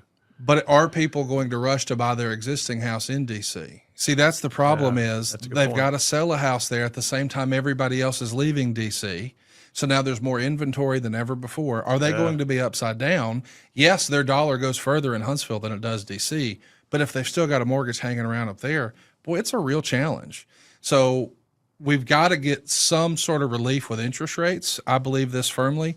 As interest rates go, so does the economy. Yeah. You know, if we can get real estate moving again, our economy will fix itself. So much of what our economy in America is based on is our single biggest asset. And for most families, that's their house. And so they're not really putting that big asset into play. The economy isn't at full scale. So I think there's pent up. Think about if you had a crank and a water hose. That's what we've got right now. Yeah. You've got a ton of folks who want to buy another home. Their current home no longer suits their needs, but they're not going to let go of this great rate. And they know that home sales are slowing. I mean, there's more listings on the market. There's more inventory than there's been in a while. But by the time, you know, we unkink that hose with low interest rates, we're going to be back in a 2020 situation where we have more buyers than we have inventory. Those prices will come back. So I do think now, if you're a savvy investor or if you're willing to see what's coming, interest rate relief will be there. You can still get great deals on homes right now. If you wait until the rates are better, you will have missed it. I mean, you remember how crazy that was? Multiple offers the same day. It was bananas. We were doing 5, 6, 7 closings a week in my small firm, and it was in a market, by the way, where I'm at right now that is not Huntsville, Alabama, right? Which is not a depressed market by any stretch, but the refinance especially was going through the roof with the rates. Yes. All right, so let me ask you this: I can hear the passion in your voice. It's obvious you love what you do and you're a professional at what you do. Which one's more fun, this or the podcasting wrestling side of your life? Well, listen, that's hard to answer. Just me and you talking. Which one's more fun? You know, the figuring out how to structure a deal is fun. Laughing and cutting up with my buddies, telling inappropriate jokes to make people laugh about old wrestling stories, that is more fun. Yeah. But there's nothing more rewarding than feeling like you had a meaningful impact on someone's life. Yep. And I realized that we can do that with the mortgage business. I mean, I routinely help people experience, you know, a $1,500 a month savings. I mean, that's like they had a second really nice part-time job, because that's like net dollars. So think about how much you would have to earn in order to bring home $1,500.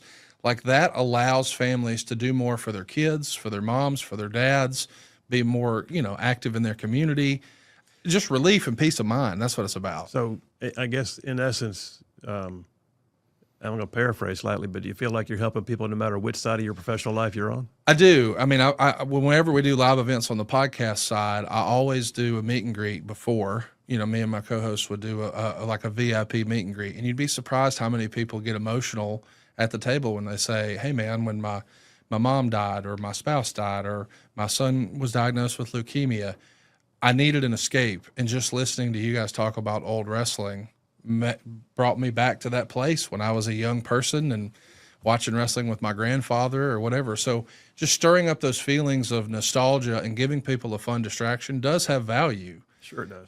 But I'm not interfacing with those folks on a one-to-one basis as often as I am the customers and families that we serve on the mortgage side. Hey, all you Rightside ruffians out there, you are listening to Rightside Radio, solid conservative, just plain right.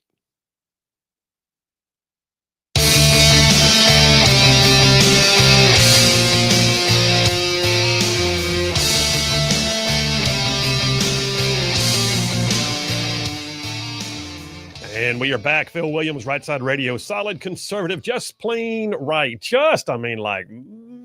Covering down on some major ground across the southeast U.S. of A. Y'all, I'm talking about this show.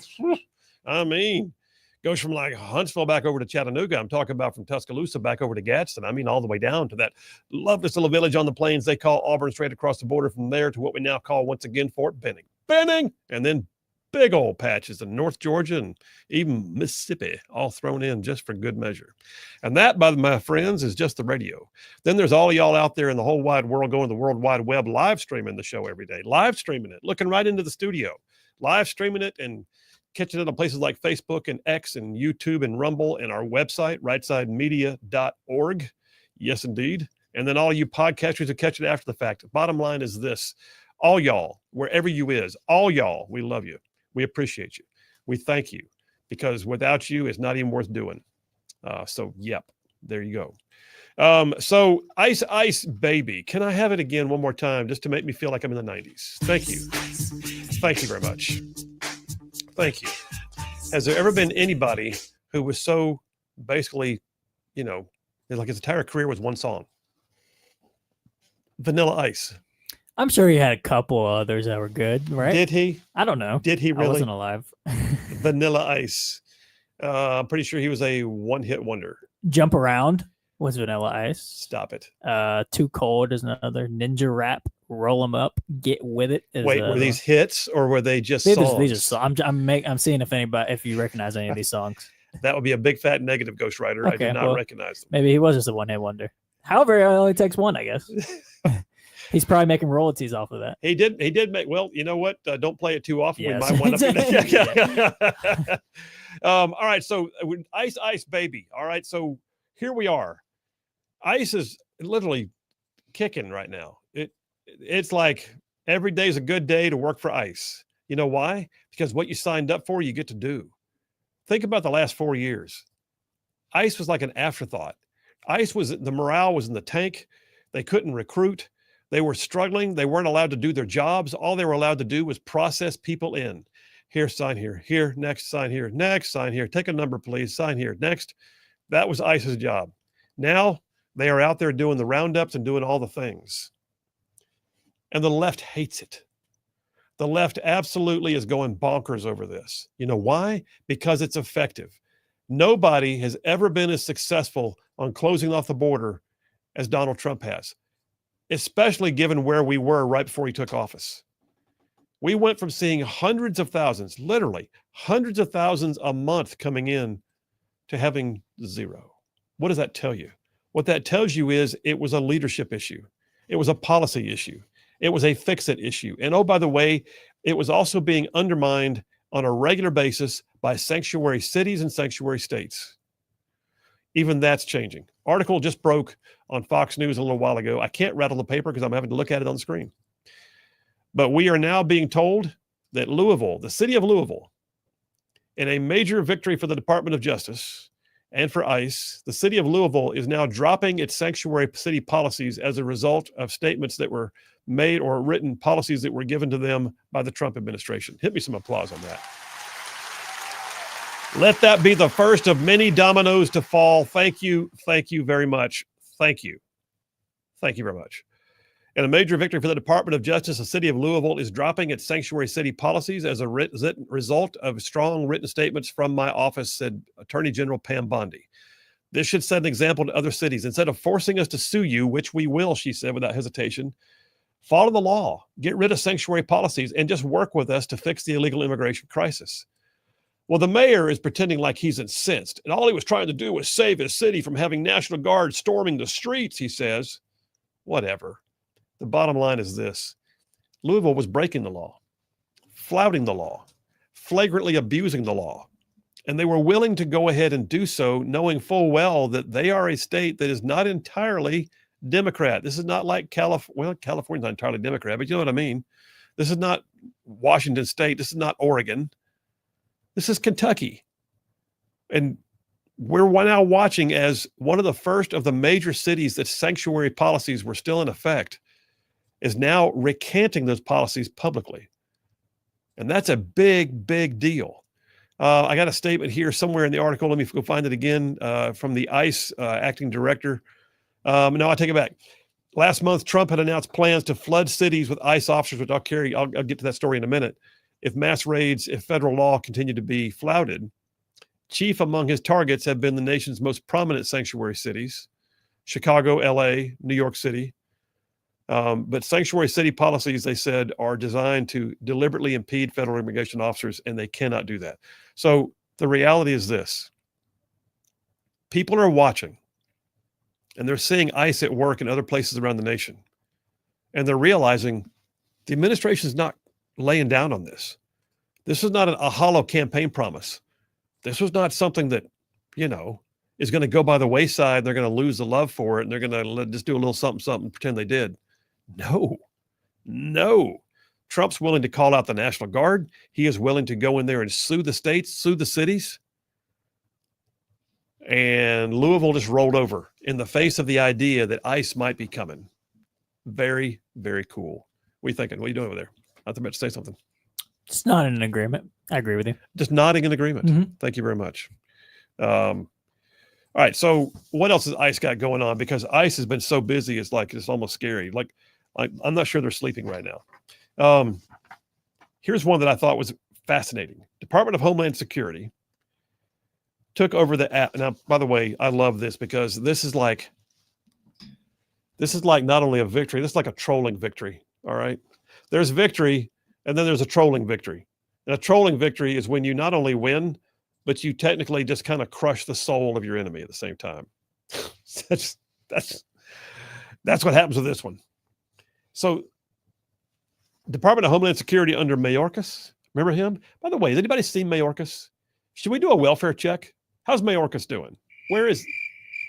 Hello, Mayorkas. Hello. Okay.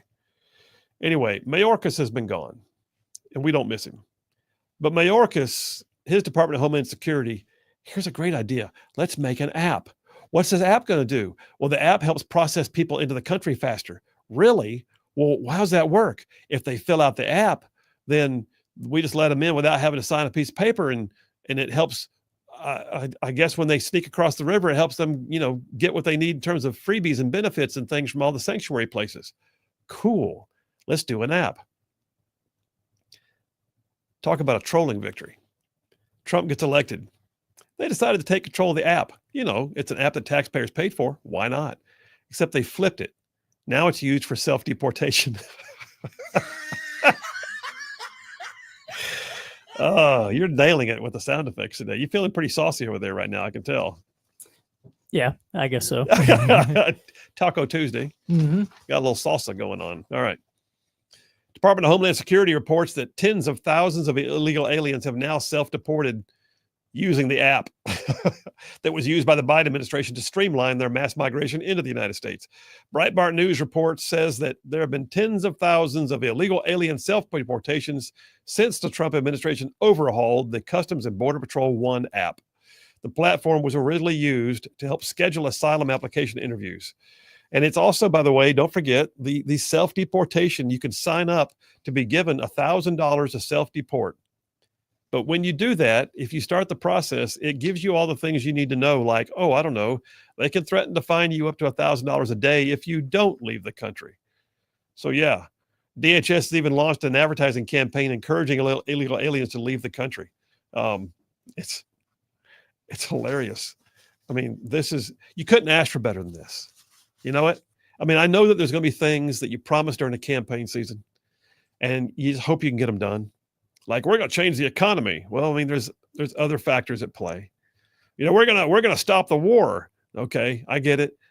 You can't always control Putin, whatever. And we're going to do this, that, and the other, and these things and all the stuff. Maybe you got a few of them. This one nailed it. I'll be honest with you, Trump's nailing most of it. But this one in particular nailed it. Like, capital N, nailed it. DHS, ICE is just literally flooding the zone, which happens to be the name of the article that I'll come back to after the break. So we'll take a break right now. I got a piece from Politico. Phil, did you go to Politico? I did. I go these places once again, so you don't have to. Phil Williams, Rightside Radio. Y'all stay tuned. We'll be right back. Well, you mentioned old wrestling. Yeah. All right, so I'm an old guy.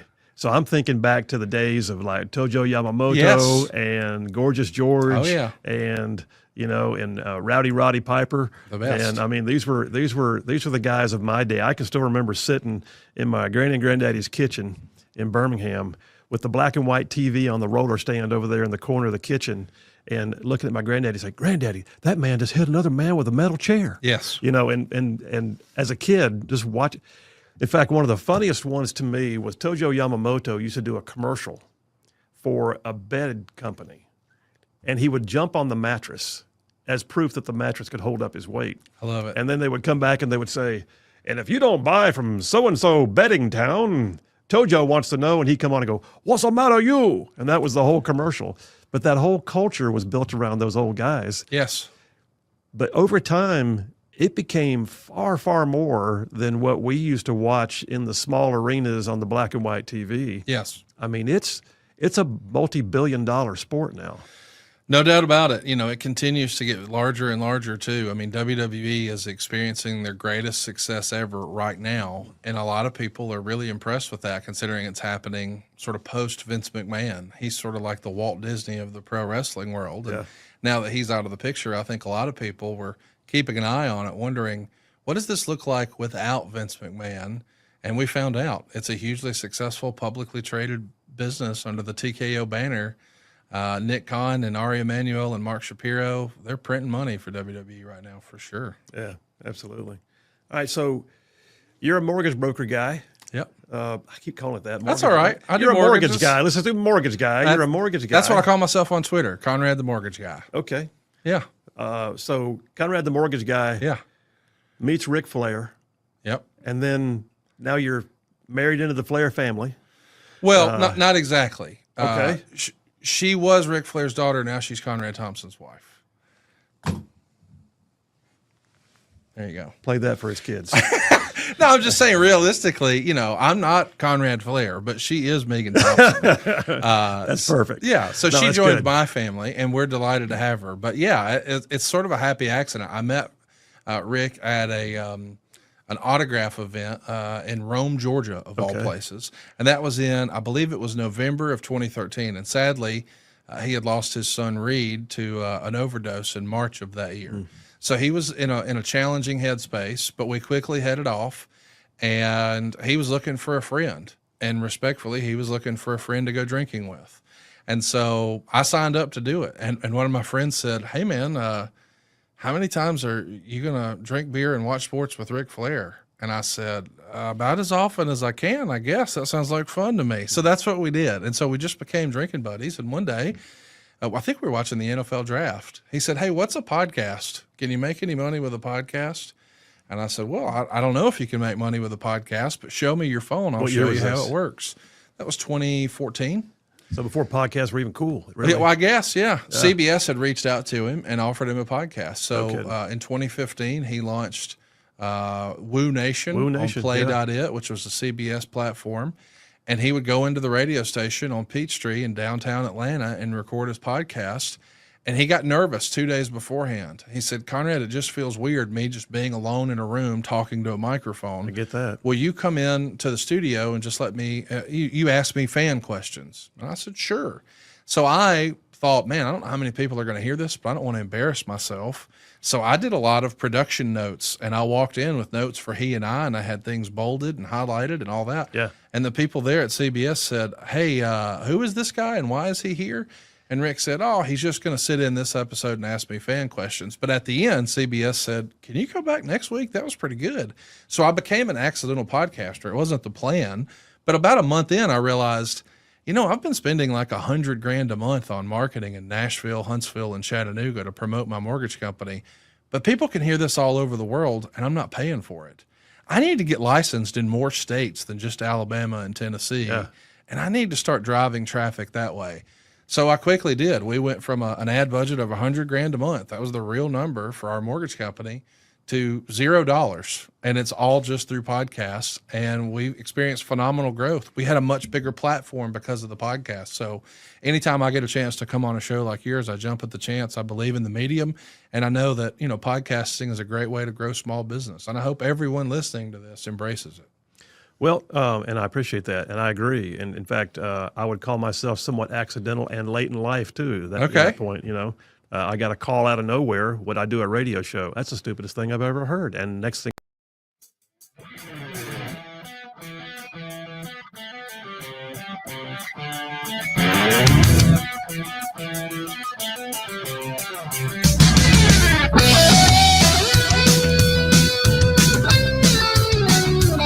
And we are back. Phil Williams, Rightside Radio, solid, conservative, and just plain right. Making common sense like a superpower. All right, so I'm in number 2 of the Triple Dipper, Ice Ice Baby. So got a piece here from Politico. Phil, you went to Politico. I already told you I did. I go these places once again so you don't have to. So New York, Dateline New York, Dateline yesterday. The Department of Homeland Security will indeed flood the zone with immigrations and customs enforcement agents in New York City. Now, I've got another story here from Yahoo that says this is not just a promise for New York City, it's a promise nationwide. Sanctuary cities, look out, because they're coming. You know why? Because they don't have to do as much of a presence in places like, Jacksonville, Florida, or Birmingham, Alabama, because they're going to get assistance from locals. It's the sanctuary cities, sanctuary states that are going to wind up seeing more ICE agents, which is exactly what they don't want, because they are not cooperating. Therefore, ICE has to plus up their staffing. And oh, by the way, make a point, which I think is part of it. Hey, you want to play that game? Guess what? We'll come there, and we'll come with more people. How do you like me now? They're just literally going to play hardball the whole time. But they did a press conference yesterday. Tom Homan and DHS Secretary Kristi Noem. And they did it at One World Trade Center, which is, the scene of Ground Zero, after an off-duty federal customs officer was shot by an undocumented immigrant, which is otherwise known as an illegal alien, in an attempted robbery Saturday night. So, yeah, if you're not familiar, just a few nights ago, an off-duty CBP guy, Customs and Border Patrol, was down by the waterfront in New York City. And out of the blue, these two illegals, like on a moped or something random like that, came up, saw him there. I guess they thought he was a target of opportunity, and they walked up to him and shot him in the face. He's going to survive. He returned fire, but this was a completely unprovoked crime by an illegal alien who should not even be here to commit the crime. Here's the thing.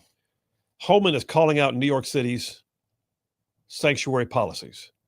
And here's his quote. He says, "You don't want to let us in the jails to arrest a bad guy in the safety and security of a jail. You want to release him into the street, which makes it unsafe for the alien too, because anything can happen in an on-street arrest. So what are we going to do? We're going to put more agents in New York City to look for that bad guy."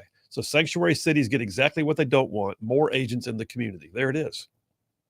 By the way, Mayor Eric Adams is disavowing these sanctuary policies. He's saying he doesn't want them. He says he can't make the rules because those are set by the city council. The city council did not respond to a request for comment from the author of the article. So even though it was Politico, it was aside from naming him an undocumented migrant, it was a fairly, even-keeled article. What is this about? What's the difference? What is it the sanctuary policies are doing? Sanctuary policies are not just about giving away free stuff and saying, y'all come. Because they do that, that's certainly part of it. They're like inviting them in. They're giving them all the free housing and some, driver's licenses and EBT cards and, gift cards with money on it so they can go buy stuff and and then turning the other way when they commit crimes on the street. Yeah, those are sanctuary policies, but here's one of the biggest issues. Part of what's supposed to happen is known as an ICE detainer. And this is one of those things I want you to just like grab hold of and make it part of your lexicon, all right? An ICE detainer. If ICE picks up somebody, if local law enforcement picks up somebody on the street, let's say they get a guy for, pick one, some misdemeanor crime of like petty theft, shoplifting. They get a guy, and in the course of finding this guy, this criminal, they discover that this guy is also an illegal alien. He has no proof of citizenship. They're supposed to be able to alert ICE that we have a detainer. We are detaining someone in jail. They're allowed under federal law to then detain them until ICE can come and take them into custody. The safest way for this to be handled is for ICE to be allowed to walk into the controlled environment of a jail with a guard, walk right up to the cell, take the guy into custody, put him in handcuffs, and walk him out the door and take him away. And then you go through the detention and the deportation process. Sanctuary cities refuse to do that. Sanctuary cities, by and large, refused to do ICE detainers. They pick them up for a crime, and then they bond them out and put them back on the streets. Sometimes they just release them on their own recognizance, like nothing to see here, go your merry way. And when that happens, it means that ICE may get a flag at some point because the person was put into the local system. And when ICE monitors that, they may go, well, there's Gonzalez. We've been looking for this guy, Gonzalez. They let him out. They had him. We could have gotten him. So now they have to flood the zone to try and find Gonzalez. If Gonzalez wants to resist his arrest, if Gonzalez is in a gang, if Gonzalez is committing other crimes in the meantime, all that could have been stopped if all the locals did was say, hey, ICE, like in conjunction with federal law, hey, ICE, we got somebody you've been looking for. We'll hold them until you get here. That's all they got to do. But they won't do it. Piece here on yahoo.com says the migrant rights groups, let me just go ahead and paraphrase that for you. The Southern Poverty Law Center, ACLU, Human Rights Campaign, Human Rights Watch. Okay. All of the left-leaning groups are warning that increased enforcement raises the risk of more civil rights violations and violent confrontations like the chaotic protests that broke out in Los Angeles. Not if you'll just let ICE walk into the jail and arrest them on detainer. That's all you got to do. It's not hard. And you're making all of your citizens safer by doing that. It's just a thing that can be done that they apparently just don't want to do. Because somehow or another, they've decided that actually enforcing the law is not their job. It's not our job. It's about humanity. No, I'm sorry. You swore an oath to uphold and defend the Constitution of the United States and whatever local or state body you're a part of. That's the truth. They swear to uphold and defend, and then they don't. And so that's why ICE is going to flood the zone. Now, by the way, in case you weren't familiar, it's not just out there. It's not just, that thing that happens in places like Louisville and New York City and Chicago and otherwise. Our friends at 1819 News have a story that came out 3 days ago. 7 illegal aliens detained at the Chow King restaurant in Albertville. I mean, right there on 431, anybody who's driven through Boaz, Albertville, it's the long stretch of how many red lights, I don't know. Traffic's always crazy. And right there at the major intersection in Albertville is this restaurant. You can't miss this giant sign called Chow King. It's a Chinese buffet place. So Chow King, Marshall County Sheriff Phil Sims, I know Phil Sims, he's a good dude. Marshall County Sheriff Phil Sims told the Sand Mountain Reporter on Friday, we had a warrant for a Chinese national that New York State had warrants out for fraud. Homeland Security called us, said they'd asked if we'd please serve the warrant at Chow King where he was employed. They did. While they were there, they found 6 more illegals. Listen, ain't no way. That place probably had a staff of maybe 20. If 7 of them were illegal, that tells you their hiring practices have a problem. But what I'm telling you here is ICE is in your own backyard right now. This is not a thing just for the sanctuary states. This is not a thing just for the big cities. That, my friends, is on Sand Mountain. That's Albertville, Alabama. That's 7 illegals arrested at a Chinese buffet. Come on, a Chinese buffet. Mugu Gai Pan wasn't being served that night. Phil Williams, Rightside Radio. Y'all stay tuned. We will be right back. Radio, podcasting, and all of it. Yeah. And really watching something grow. And it's like you, I'm a dual career guy. I've got a law firm, and yet I don't know which one I spend more time on, to be honest with you. In fact, I probably really do. Here I am sitting with you. But the truth of the matter is, it's a hoot, and you get to do what I call impacting culture. Yes. And that's where I feel like my calling is impacting culture. And having an opportunity to be a part of the mix and to express something that other people might go, oh, that's what I've been trying to figure out the words to say. And if I can get that done in a day, I feel like I've done my gig. Absolutely. All right. That being said, let me ask you, so the Accidental Podcaster, but it didn't just stop with the one. You had Woo Nation, you and Ric Flair. That's right. Which is not currently going now, if I'm not mistaken, right? No, CBS closed Play.it. CBS Radio actually sold. So when they sunset that, Rick and I had already decided, hey, we can monetize this and sell this better on our end if we just take over sales and everything. At that point, we were, quote unquote, just talent. But I, as an entrepreneur and small business owner, I was like, I think there's more money to be made if we just control it all. Yeah. So I pitched him on, let's just launch our own show independently. And my buddy Dave Green, who I met because he ran the Cumulus Cluster in Huntsville, which features one of your fabulous shows on WVNN, he had moved back home to St. Louis.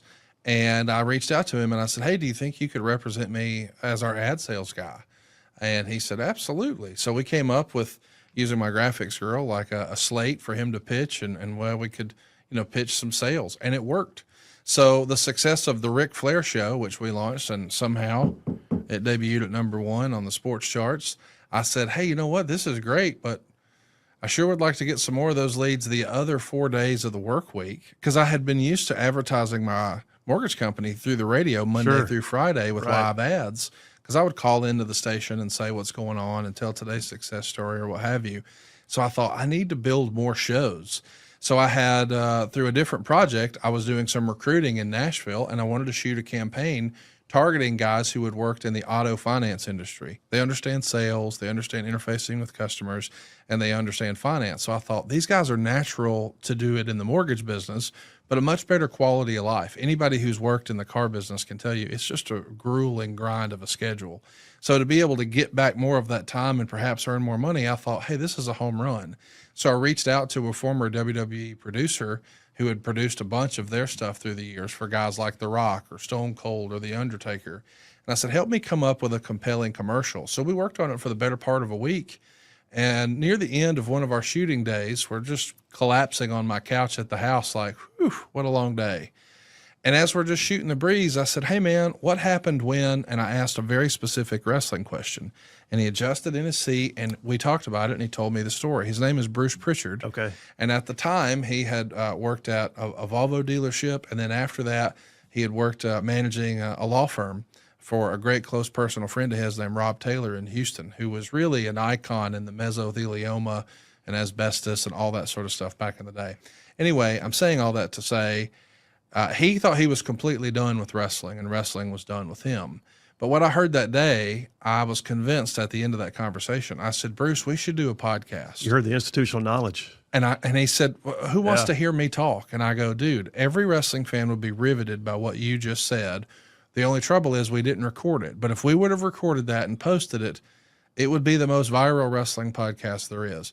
Well, eventually I convinced him to let's just record a few for fun. How long was the eventually? How long did it take? Maybe 3 weeks. Really? Yeah, because he had just the way it actually happened is he had just launched a T-shirt store on ProWrestlingTees.com.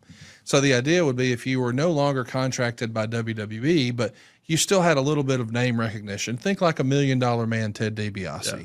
Then they were selling shirts that looked like the $1 Million Man's jacket. It's just a black T-shirt, but it looks like it. So it's just a fun, if you get it, it's retro wrestling, you get it. Well, he had some for his Brother Love character that he portrayed in 1988. And I said, here's the thing. I can sell some mortgages. You can sell some T-shirts. What's the downside? So we started doing the show, and before we knew it, we were getting hundreds of thousands of listens on every episode. How cool is that? And what's interesting is the day that show debuted, and that's really the one that put us on the map, and we won Sports Illustrated's Podcast of the Year and all that other stuff. That show debuted on the very same day I had my first date with my now wife. No so kidding. It's a pretty important day in the history of my life. Remember the date? August 3rd. Okay. August 3rd. Don't go down that road and not name That's the date. right. That's right. That's right. Well, that's very cool. So how long did that one run? It's still going now. Oh, that's the one that's still going. What's interesting is we started in 2016, in August of 2016, and by February of 2019, Vince McMahon had called and hired him back to work in creative. And as we're talking now, he's the executive vice president and creative director of WWE. So depending on who you ask, he's one of the most 5 or 6 most influential people in wrestling. But it was our podcast that sort of was the foray in him getting back into it. So with the success of the Bruce Show, I said, hey, that was the WWF side of things. What if we did one for their biggest competitor, WCW? And I reached out to Tony Schiavone, who was on TBS from 1983 until 2001. Yeah. But then he left and started calling minor league baseball. And when I met him, he actually was working at Starbucks because his family needed insurance. And I said, hey, man, here's what I did with Bruce. I think, we could make some money here and raise the profile for you if you were interested. And the timing was perfect because he had just found out his daughter was getting married. He had a new wedding bill coming, and he's like, hey, let's do it. So we made a gentleman's agreement. I'll sell some mortgages, and I'll let you keep all the ad revenue until we get this wedding paid for. Well, when it was done, we just kind of assumed, well, is that the end of the podcast? And we did a podcast from the wedding reception where we announced, no, we're not canceling the podcast. We're going to keep it going. Well, when Tony Khan, whose father owns the Jacksonville Jaguars, decided he wanted to open his own wrestling league, he was a big listener to our podcast. So he reached out and said, can you get me in touch with Shivani? I want him to do what he's doing for you, for us. So now every Wednesday night he's on TBS, and every Saturday night he's on TNT. Isn't that Tony cool? Schiavone's back in wrestling. So Isn't that cool? It's super fun. It's just amazing. And you know, you call it the accidental podcaster. Yes. I'll be honest with you. I don't think anything's an accident. I agree. And I don't think anything about what you described was accidental either. It's obvious your entrepreneurial spirit keeps kicking in. Oh yeah, I'm having a blast. Well, that also comes out. Let me ask you this: podcasting ain't where it stops. No. Now you got a thing called StarCast. That's right. So StarCast is like legit and brings in people from all over the world, and Comic-Con for wrestling. there you go. I mean, it's literally it's a conference. It's multi-days long, and it brings in all the personalities and the crowds. And you just had one, didn't you? Or did you? Or We've got one coming up. Coming up. That's right. This July, and right next to where the Cowboys play. It's actually All the issues, and like the dude just said, solid, conservative, and just plain right. Welcome to hour number 3 on a Taco Tuesday, because it's, always about the food. So yeah, Taco Tuesday, hour 3, Dipper 2, Ice Baby. Play it. Oh yeah.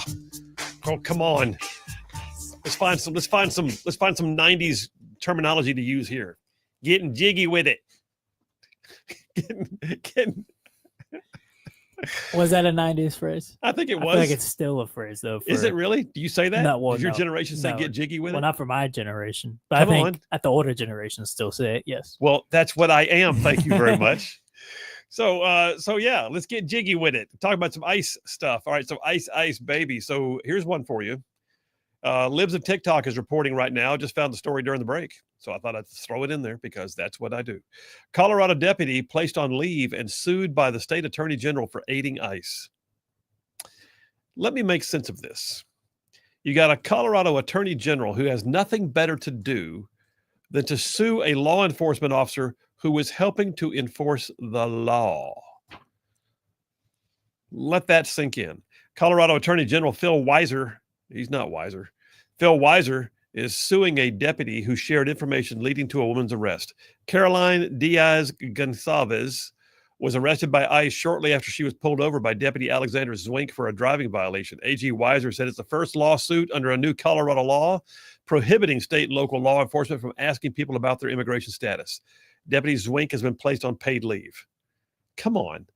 You know what I saw? I think Alabama, Tennessee, Georgia, all the other ruffian states, I think we need to do this. But I thought it was brilliant. Ron DeSantis had a program in Florida. Maybe it's still going, where if you're a law enforcement officer in a blue state and you want to come be a law enforcement officer in Florida, they will help fly you. They'll fly you down. They'll go ahead and get you imported.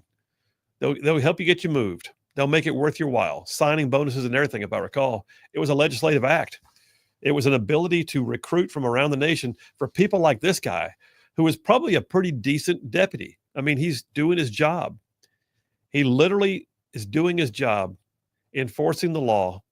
And, oh, by the way, he's now being sued by his state attorney general. Make that make sense. Oh, I'm sorry, you can't.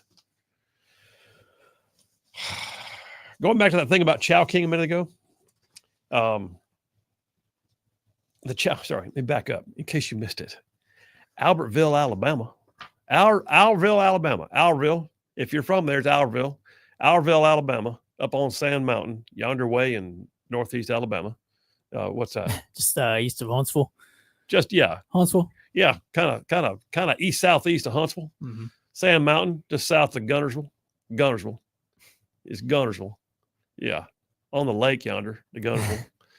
Over at the Chow. Yeah. They call it the Chow. Eat the Chow. Anyway, Chow King Restaurant on Highway 431. I know it. I pass it all the time.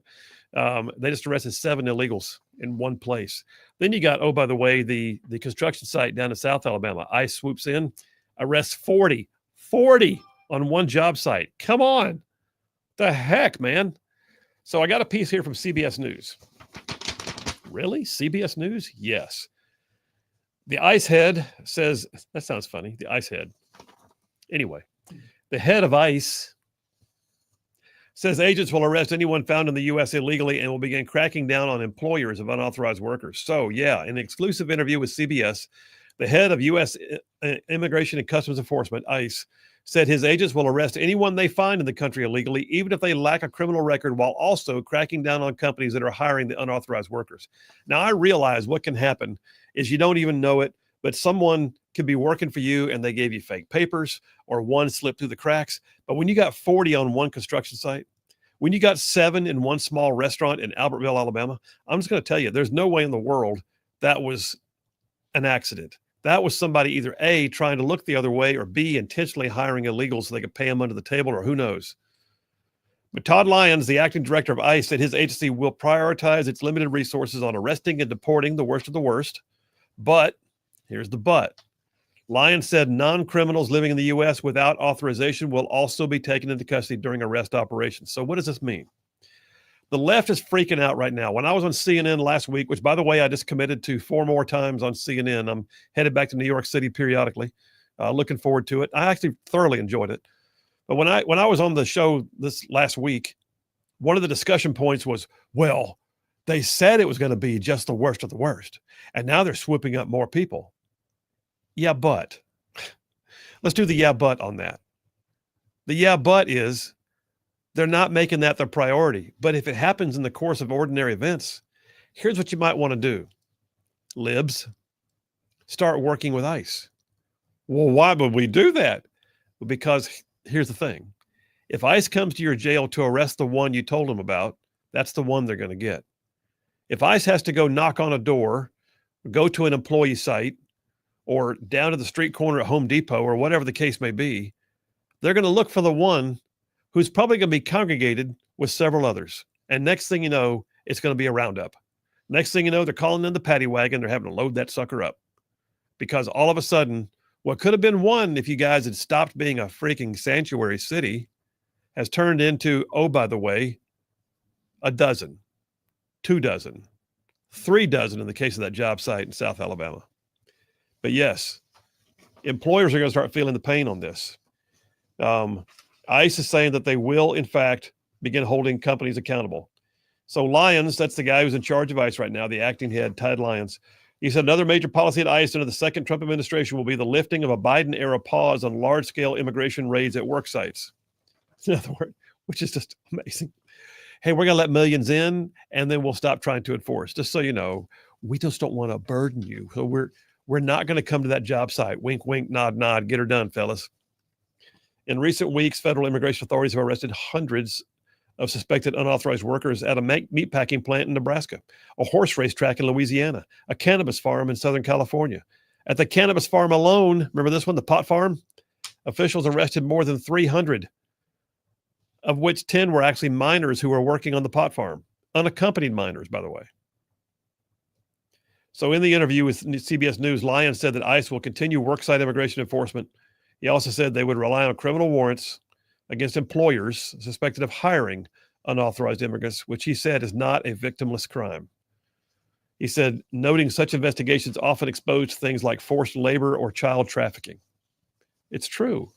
When ICE is allowed to look behind the scenes, they find things, and a lot of times it gets bigger. Now, the left, I'll end with this. The left is doing all it can right now to spin what's happening. ICE is just so mean. These ICE detention facilities. Listen, I said it on CNN also.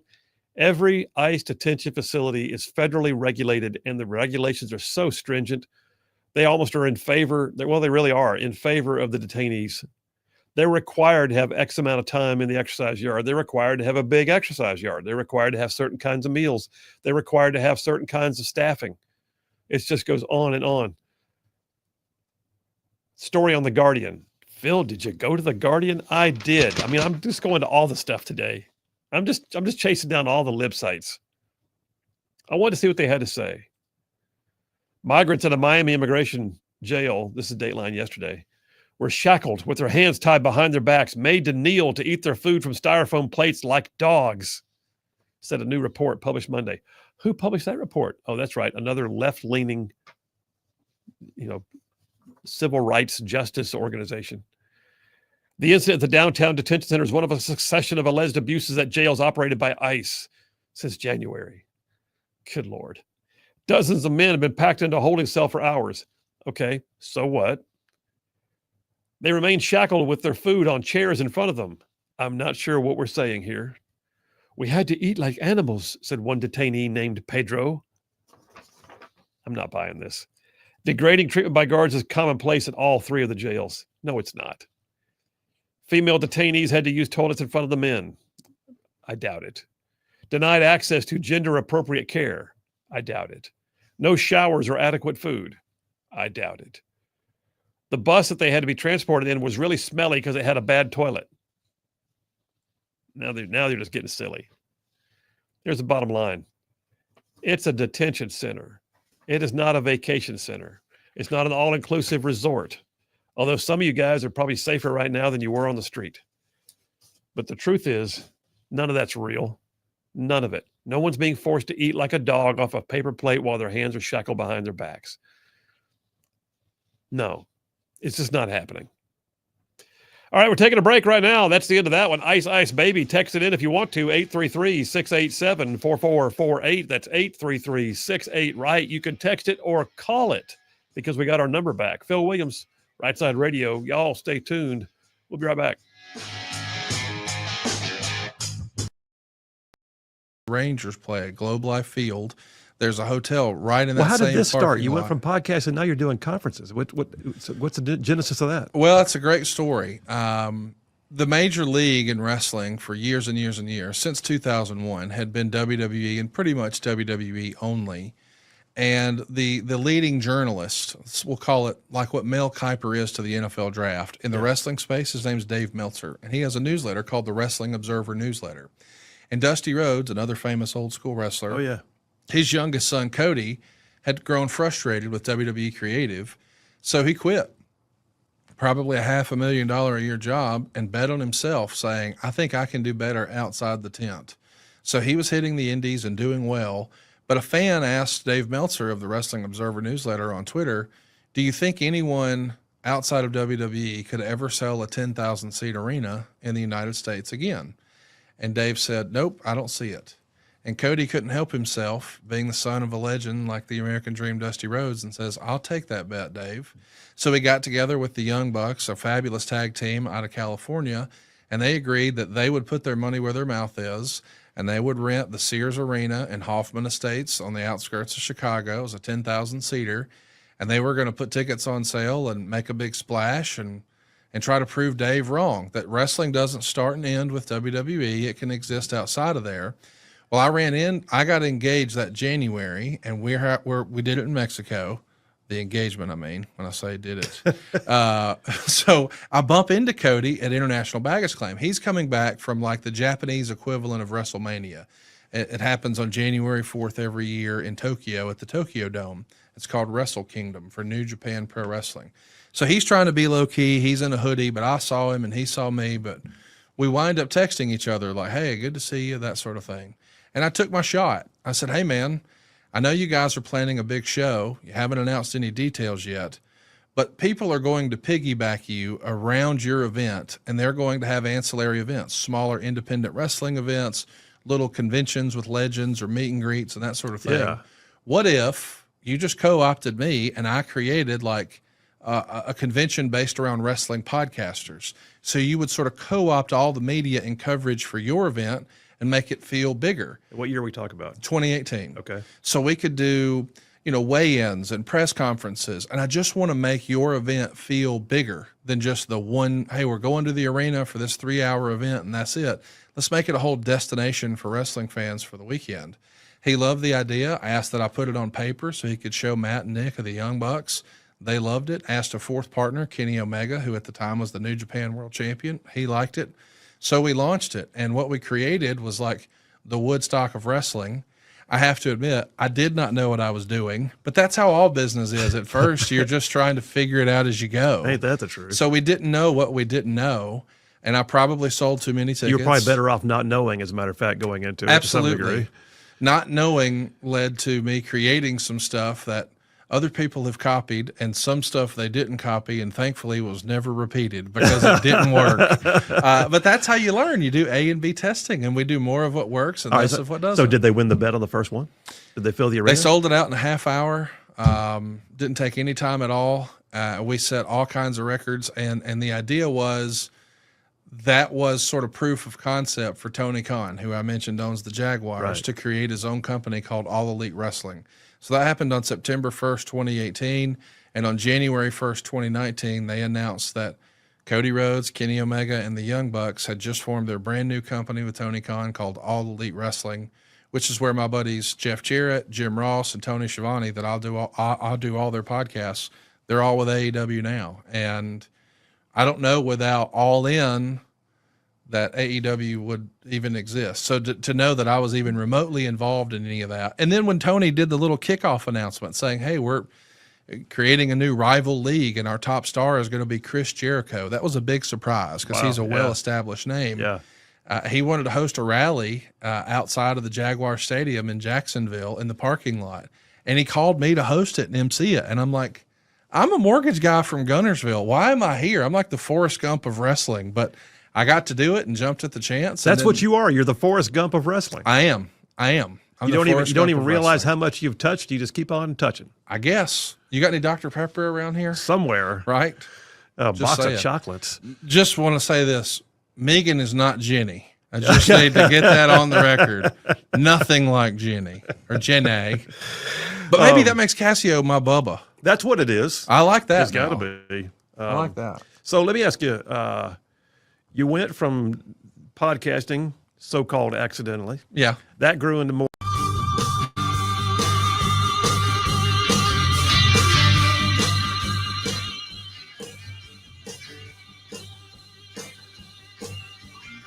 And we are back. Phil Williams, Rightside Radio, solid, conservative, and just plain right. Just saving the world one soundbite at a time. All right, we're here on Taco Tuesday. Taco Tuesday, we're in the last 35 or 40 minutes of the show here. Got some new texters. You want to text it, by the way, text it or call it, by the way. We got our number back. For those of y'all that don't know, our number was stuck in purgatory. It was. The number was banned. It was in purgatory. We had to go to a new phone system. Something got fried in an electrical storm we had. We get to the new system. The new system says, hey, this is great, but we have to get permission from our carrier to input your personal 833 number. What? Yeah, that took weeks. Nonetheless, today is the first day. I celebrate the fact that our number is back. Give me some celebration. Maybe an hallelujah or something. How about that? I think we should have it. Thank you. Thank you very much. You are a sound effect machine today. Some of y'all are already texting. I got some new texters. Let's see what we got here. Who's this? Brand new, who hasn't told us where they're from, but his name is Brandon. Says, I bet those detention centers are cleaner than the jail the Jan Sixers were held in, and they get better treatment too. I guarantee it. I've heard that. Absolutely. And, they weren't just held, kind of for no reason until their court appearance or due process rights. Due process rights, for actual American citizens, where these illegal aliens aren't even legally here in the first place. Yeah. So it is funny. Yeah. And these were American citizens being held. Yeah. Yeah. Good text. Brandon, tell us where you're from, man, so we can plug you in, but we appreciate you. Thank you for joining the text lines. Who else is brand spanking new? Griffin from Tuscaloosa is brand new in the text lines. Okay. Long text. He says, let's solve the immigration issue. If you're military age and physically able, come to the border, sign up, get vetted, go back home, and you will be called when needed. You can earn your citizenship, but your family needs to go back until then. Companies that want to use immigrants for construction or other work can requisition how many they would need and the duration. And those companies would need to provide transportation from the border up, provide housing while they're here, keep account of their location. All others need to go home. This would ensure a data bank of eligible workers and a skill set. Offer this for 6 months. If you're caught after that, you'll not be eligible for any deals and not allowed back. Griffin, I think you just described what's known as the work visa program. Yep. H-1B. I'm pretty sure he's on it. But yeah, no, listen, there's going to wind up being, I think, some programs that are put in place, and this is not an amnesty thing. This is a come and go. There will be work visas enhancements. There will be opportunities for people to lose that status if they don't. In fact, what he basically said was, the Trump administration has already said, if you self-deport, it does not stop you from applying for the opportunity to come back under a legal means. You can do that. If you self-deport, we won't hold it against you. But if we catch you and we have to deport you, you will never be allowed back, period. So that's reasonable, and it kind of matches the tone that Griffin had on his text. I think personally the immigration process should be available for everybody, but it needs to be a much more difficult process so that the people who do come here really want to come here and have a willingness to assimilate and actually, contribute to society. So, like I'm not against the H-1B program. Like I know there was a debate about that, months ago. I think if you're willing to come here, contribute and assimilate, then I think you should be able to do that. But it also needs to be a difficult enough process to where the people who actually want to come here, they're going to go through the effort to come here. If that makes sense. And there should be some benefit to the United States. We're the host nation. Yeah. In fact, if you look around the world, host nation is the term actually used. When the military goes somewhere, you talk about what's known as a host nation SOFAs, status of forces agreements. We have to make written agreements of how we'll conduct ourselves in your jurisdiction. The host nation has a say. Well, why are we not allowed to have a say in how people will conduct themselves when they're here? That's what's so mind-boggling for me about the sanctuary city policies. Mm-hmm. It's like, y'all come, take root. We don't care. Please, we're welcoming. That's not welcoming. That's enabling. Yeah, there's a big difference. And I'll say one more thing, but about the immigration problem. I don't think a lot of American citizens understand how much of our problems will be solved by getting rid of illegal aliens. Like, for one, I mean, my generation can barely afford a house. I guarantee you we get rid of around 10 million illegal aliens before this first president or the Trump term is over. That a lot of the housing problems will be fixed, I would think. Now, there's a lot of other factors, obviously, but I think that would free up a lot of houses that were occupied by people who should be here in the first place and where actual American citizens can use them. So, I mean, there's a lot of stuff like that. People don't connect the dots. They just see it as people getting thrown in buses and, see it, they get disappeared. What we're also seeing, though, is jobs. Yes, and that's another big There one. have been reports out recently that for the first time in memory, the non-citizen jobs have fallen behind, and U.S. citizens are the ones, by and large, getting all the jobs. Yeah, the unemployment rate for Gen Z males, I think, was like 7% or something. Like, get those guys in these blue collar jobs that these people want to pay low wages to illegal aliens. Like, the American citizens want to do those jobs. I firmly believe it. They just, they're not there. I do. So you are living proof. Yeah, there are JPs out there. Of course, there's a few still sitting in mommy's basement. There is some of those, However, I do think a lot would do it if they had the job opportunity. Hey, by the way, that new texter a minute ago, you got him plugged in. I saw it already. It's Brandon from Town Creek, Alabama. So, Brandon, glad you are in the text lines from Town Creek, Alabama. Hey, by the way, before we head to the break, let me just remind you guys, we do have a daily newsletter goes out by email. If you want the newsletter, we can still do the newsletter sign up through the text line, right? So if you want the newsletter, if you're not getting it, all you got to do is the text line, 833-687-4448. That's 833-68-RIGHT. Just text the word newsletter. It's a one-word newsletter. You'll get an automated response back that tells you how to sign up. And all you'll do then is, and it's not like we don't sell the names, we don't do anything with it, nothing like that. All we do is we send out a daily thing called the Rightside Report. It comes out every morning, tells you in advance what's going to be on the show, gives you links to our latest podcast, tells you if we have any discounts on our merchandise, which we got some cool merchandise on the rightsidemedia.org website. And I see Brandon from Town Creek just said, okay, Brandon, thank you, man. He just got the automated reply for the newsletter. So that's cool. All right, listen, we got more. Last half hour coming up. Phil Williams, Rightside Radio. Y'all stay tuned. We'll be right back. Podcasting. That's right. That grew into success with launching other podcasts, then StarCast. And you've also, oh, by the way, had a gig on Vice TV. Well, that was, again, wrestling related. Sure. But there's a fabulous show called Dark Side of the Ring. Right. And before it was launched, they invited Bruce and I into their studios in New York to do a screener of their very first episode, the pilot, you might call it, about Bruiser Brody. And we loved it.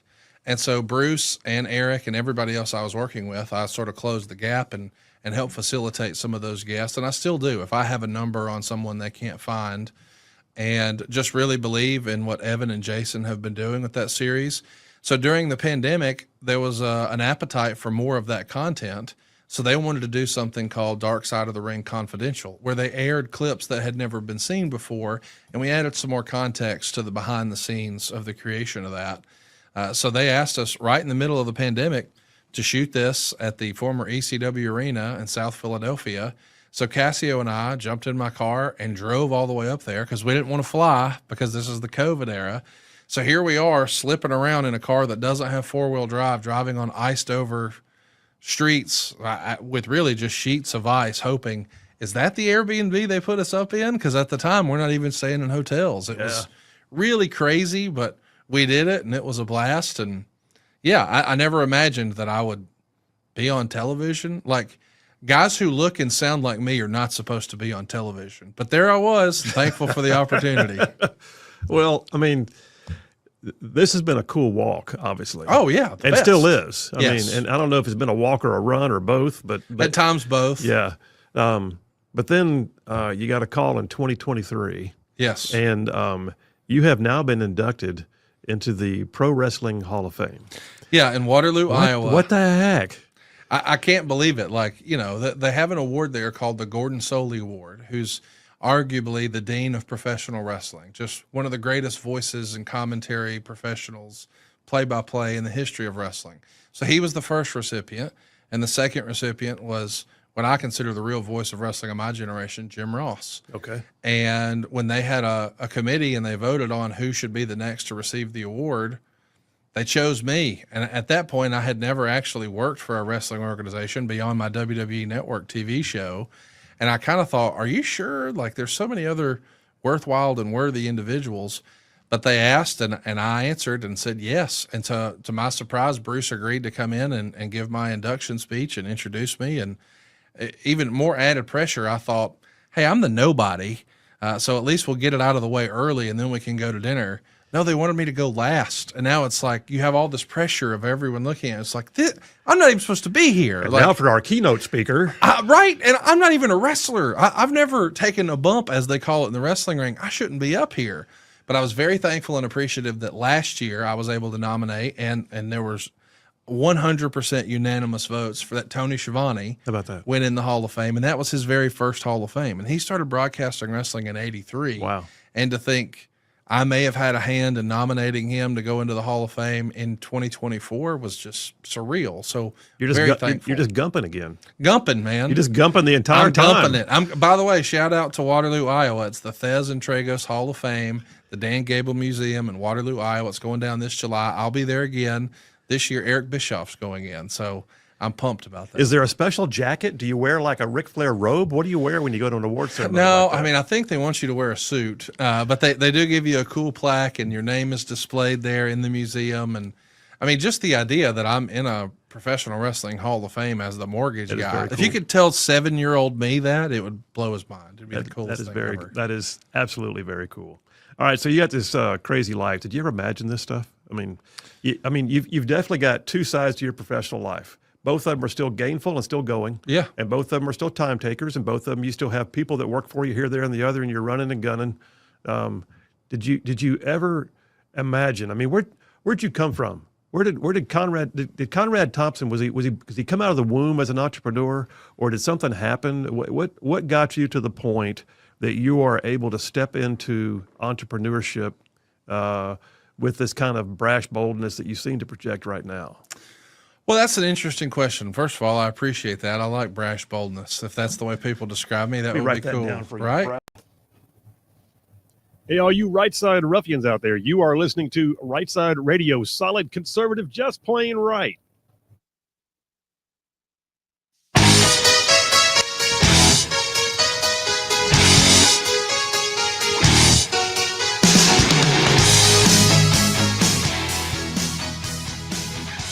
And we are back. Phil Williams, Rightside Radio, solid conservative, just plain right. Just covering down on some major ground across the southeast U.S. of A. Y'all, I'm talking about this show. This one, wow. We go from like Huntsville back on over to Chattanooga. I'm talking about from Tuscaloosa back on over to Gadsden. I'm talking about all the way down to that lovely little village on the plains we call Auburn, straight across the line to what we once again call Fort Benning. And then big old patches of North Georgia and Mississippi, all thrown in just for good measure. And that's just radio. And then, oh, by the way, there's all y'all out there in the whole wide world going to the World Wide Web and watching us live stream the show every day. A lot of y'all live stream the show. Lots. Audio and video. Live stream the show on places like X and YouTube and Rumble and Facebook and our website, rightsidemedia.org. And then, oh, by the way, you podcasters who catch it after the fact, all y'all. We love all y'all. We appreciate you. I say it at least 2 to 3, 4 times a show that this audience is the reason why we do what we do. We couldn't do it without you. It wouldn't be worth it. So, yeah, there's that. All right. Jeff Rowe from Indiana checking in said, Phil, there's an awful lot of people coming off of welfare that need to work for at least 20 hours a week, and they may even take a permanent job once they see they can actually get money. Interesting idea. Give them priority. If you're coming off welfare, prioritization. How about that? That's an interesting deal. Jim from Athens says, here's an idea. Play the intro to Crazy Train in tribute to Ozzy. You know, there's this thing called royalties, and we actually wind up getting dinged. Anything that lasts more than a few seconds on YouTube actually gets us blocked, believe it or not. All of our bumps, we had the best bumps. Now we still have great bumps because JP did a good job of finding approved bumps, some of which I've grown very fond of, by the way. But yeah, we used to have all kinds of classic rock bumps. Can we play Crazy Train? Would we get away with that? I don't even know if we can play it on radio. I have to go look, but I don't know. I had heard back when I started all this 4 years ago that the rule on radio was if you're playing less than 30 seconds, it won't get snagged. Huh. Maybe so. I don't know. Apparently YouTube, it's like a matter of seconds. Yeah. You have the nanosecond rule on YouTube. Yeah, YouTube will find you. So what did Charlene just text you a minute ago? What'd she say? I got a text from Aunt Charlene that says she wants me to stop you from saying getting jiggy with it in the future. So if you do that, then we're gonna have to find some penalty or something, grade deduction or something. But so I can't bring up my really cool like Miami Vice logo lexicon. No, probably not. I don't think this is no. I don't think so. That's for a different show. By the way, Miami Vice was the 80s. If you want to start a podcast, getting jiggy with it with Phil or something, maybe that's the place for it. Jig Master, that's me. I'm sure there's an audience out there. I could still do the opening to Rapper's Delight by Sugar Hill Gang. Really? Oh, yeah. Can't you? No. Everybody, every generation. I say a hip, hop, a hibbit, a hip, a hobby. You don't stop, a rocking to the bang, bang boogie. Say up, jump the boogie to the rhythm of the boogie, the beat. So now said, what you get is not a. Are you going to keep going? No. I didn't know what song you're talking about until you did that. So thank you. Oh, my soul. All right. She hates it when I say my soul too, by the way. Why? I don't know. She just does. So, all right. Charlene's my word police for the day. Text it in if you want to, 833-687-4448. That's 833-68-RIGHT. Coming into the final moments of the show, I'm curious, first of all, how many of y'all like Crazy Train? And then the other part says, how many of y'all like Rapper's Delight by Sugar Hill Gang? How many of y'all are surprised Ozzy Osbourne lived to 76? I think that's another one. There's another one. How many of y'all are absolutely flummoxed by the idea that a guy who lived like he did made it all the way to 76? Because I think even Ozzy was surprised. I will say I'm happy he got his proper send-off. He had his last show, big event. I think it was in London. But he couldn't even stand up during that show. So, but I am glad he at least got a proper send-off before leaving. How was his voice? Do you know? I'm being serious when I asked that question. I think some clips I saw, it was pretty good. I mean, people weren't expecting like prime Ozzy, but I think it was still pretty good from the clips I saw. I think part of it too is people were used to how Ozzy looks and sounds because he's been so reality TV-ish, over the last few years. But I saw just was it last year or the year before, Phil Collins. I mean, we're so chasing a rabbit right now, but Phil Collins, of Genesis and all that Phil Collins did his farewell concert. He had to do it sitting down, but he looked awful.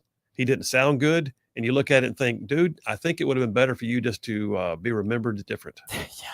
There are times when maybe you should just know that you've outplayed your opportunity to go on stage. I'm glad he got to get his flowers. That's true. Dustin from Hillsborough says he heard that Ozzy Osbourne went to Switzerland for assisted suicide. No, I'm told that he actually died at home. Parkinson's disease is what got him. I don't think that it actually happened, did it? I have no idea. Okay. I think that's an internet rumor. I'm going to go ahead and call that an internet rumor. Hey, I have a whole dipper here. I'm not sure what I'll get to on it because we have very little time left, but it's worthy of discussion. So I call this one the climate hoax. Phil, are you a climate denier? I don't deny the climate exists. I just deny that climate change is what they say it is. How about that? But the climate hoax has been like invading every aspect of our lives, and not a little bit, like a lot. Think about it. Light bulbs. Remember good light bulbs? Remember the ones that didn't glare at you? Remember the ones that didn't like fizzle out and then suddenly they were gone? I mean, and they didn't cost like 3 times what an old light bulb did. There should be an entire I do know a guy whose mom's retirement plan was she bought up crates of light bulbs. Yep. Put them in the basement, sell them off one by one. But yes, the Trump administration has decided to go ahead and just completely unhinge the liberal left's climate hoax scams. Because as much as they want to call us climate deniers, I would say that they are just basically climate panicans. Oh, there's a sound effect for that. Climate panicans.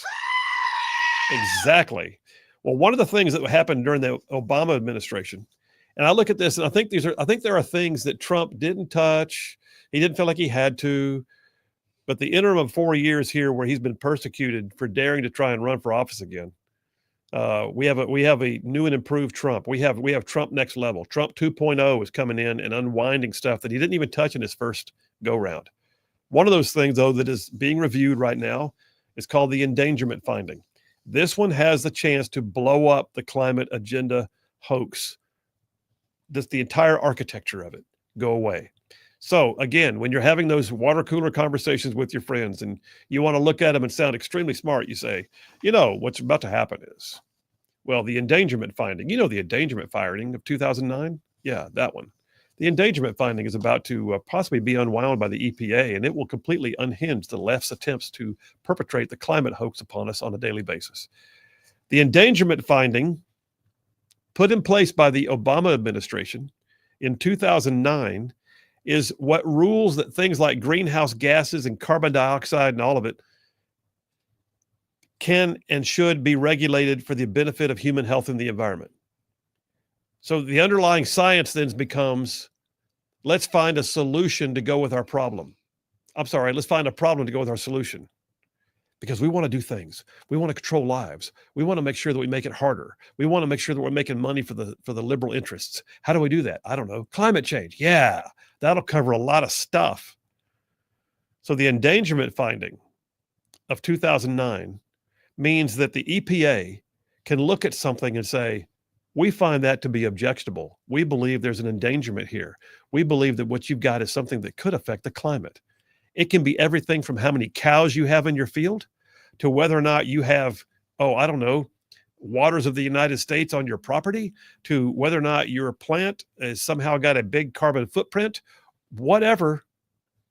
It does things like forces electric vehicles on people, causes appliances to be changed. You remember the whole thing about doing away with your gas ovens? How about toilets that don't flush nearly as good? All this stuff is because of the endangerment findings. Well, the endangerment finding was also, by the way, the result of a highly politicized process. You think? I got the article here from Daily Caller. And Daily Caller points out that the EPA is actually doing a formal reconsideration right now of the endangerment finding. It was announced in March of this year, but the OMB, the Office of Management Budget, is actually going through with the request right now as of the end of June. This is huge. This has an opportunity right now to literally unwind the climate hoax that has been perpetrated on us. But they were everywhere, y'all. I'm talking about like everywhere. Everywhere. They were everywhere in spades. Reuters, a piece from earlier this year in March. The U.S. military is canceling more than 90 studies, including some that U.S. Defense Secretary Pete Hegseth dismissed as climate change crap. That's your new SecDef, by the way. Climate change crap, he said. The Department of Defense does not do climate change crap, said Hegseth in an interview on X on Sunday, that back in March. Hegseth took office in President Donald Trump's new administration in January, and he basically put out a storyline that said climate change is no longer going to be the focus of the Department of Defense. Can I get an hallelujah or some applause or something out of this? I mean, that's huge. Yeah. Do you know... Thank you. Thank you very much. Thank you. Do you know they were actually beta testing? They were electric tanks. I kid you not. I'm sure that would do well in the battlefield. Oh yes, certainly. That things like the carbon footprint of a military base. I mean, trying to design means by which soldiers were going to have to live in a barracks that was climate friendly. Okay. I'm okay with being a good steward. I'm okay with having a quality facility, but you're not going to go to war with electric tanks. You're just not. We're not there yet. It ain't going to happen. Sorry, sir. We got to push back our plans. I forgot to charge the overnight battery to the tank. We have to wait a couple of hours. Exactly. Yeah. And you know what? When you pull into a refueling station, you can refuel a battalion of tanks a whole lot quicker than you can charge them up. Yeah. And I'm sure there's not any accessible outlets in certain parts of the world. No, I am pretty sure that if we wound up rolling through the deserts of the Middle East again, yeah, good luck with finding a charging station. They'll be airdropping those bad boys in with batteries the size of a C-141.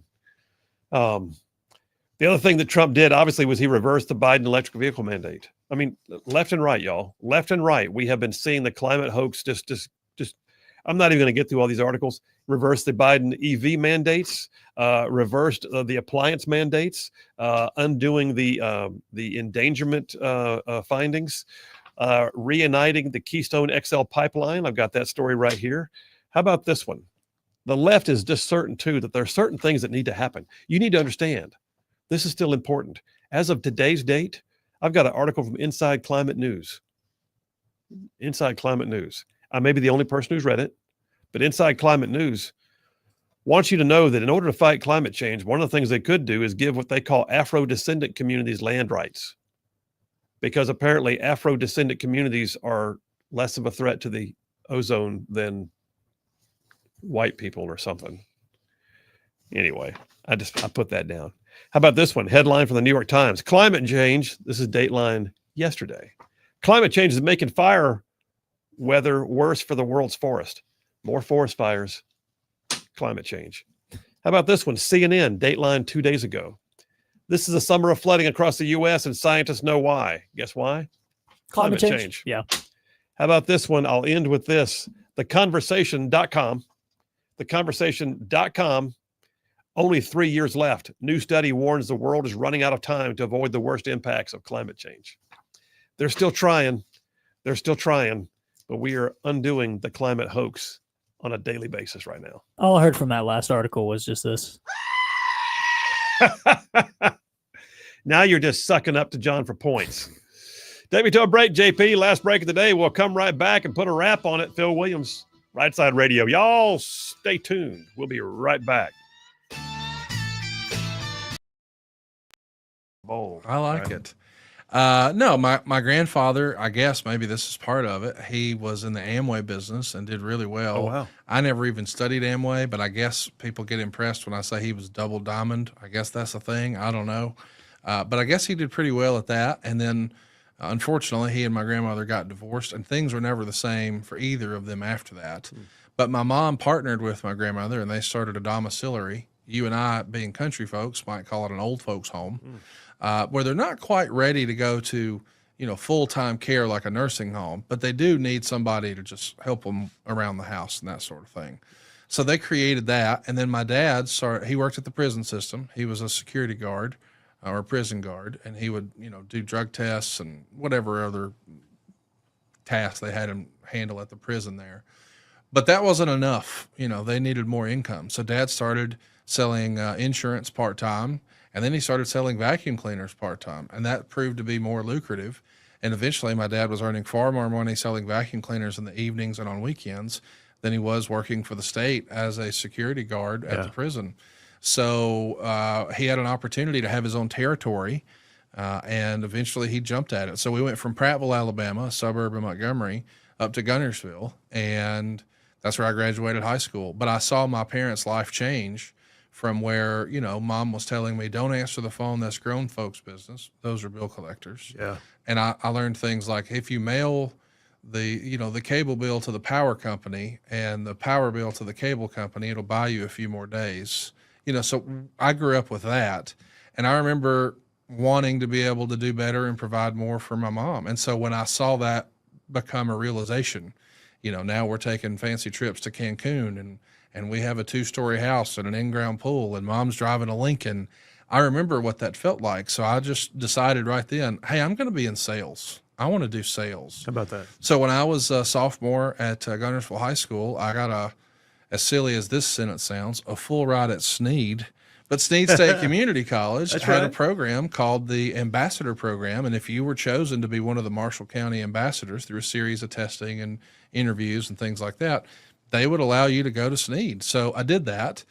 And in 2000, Van Scott, who was my business professor, and I had so many classes with him, he said something along the lines of, now, folks, if you keep your nose clean and you keep your head down, some of you in this room could earn up to $35,000 a year. Which sounded like money. But I reached in my book bag at the end of class, and I realized here we are in September, and my year to date is like 60 grand. There you go. So I came to Van after the room had cleared out, and I said, hey, I think this was my last class. And he says, are you dropping the class? Because I'd had several with Mr. Scott. And I said, no, I think I'm dropping school. And he said, what do you mean? And I said, well, you said if I keep my head down and I keep my nose clean, I could earn $35,000 a year, but here's my paycheck stub. And he looks at it, and he looked up at me and said, son, you make more than me. Why are you here? And patted me on the arm, and that was it. I never went back. How about that? And before I knew it, I moved to Huntsville because I wanted to be where the people were. If you're in a sales job, you need to go where the people are. Yeah. So living in Gunnersville, 6,000 people at the time or whatever it is, I went to Huntsville, rented an apartment, and 11 months later, I bought a house, and mortgages, here we come. Well, so looking back to your family, I mean, I heard a couple things in there. I heard work ethic. Oh yeah. I heard my pastor said just last Sunday, actually. He said, if we don't quit, we win. That's right. And there was a bit of that mixed in there. Oh, yeah. More than work ethic, it sounded like there was also a tenacious effort to not quit.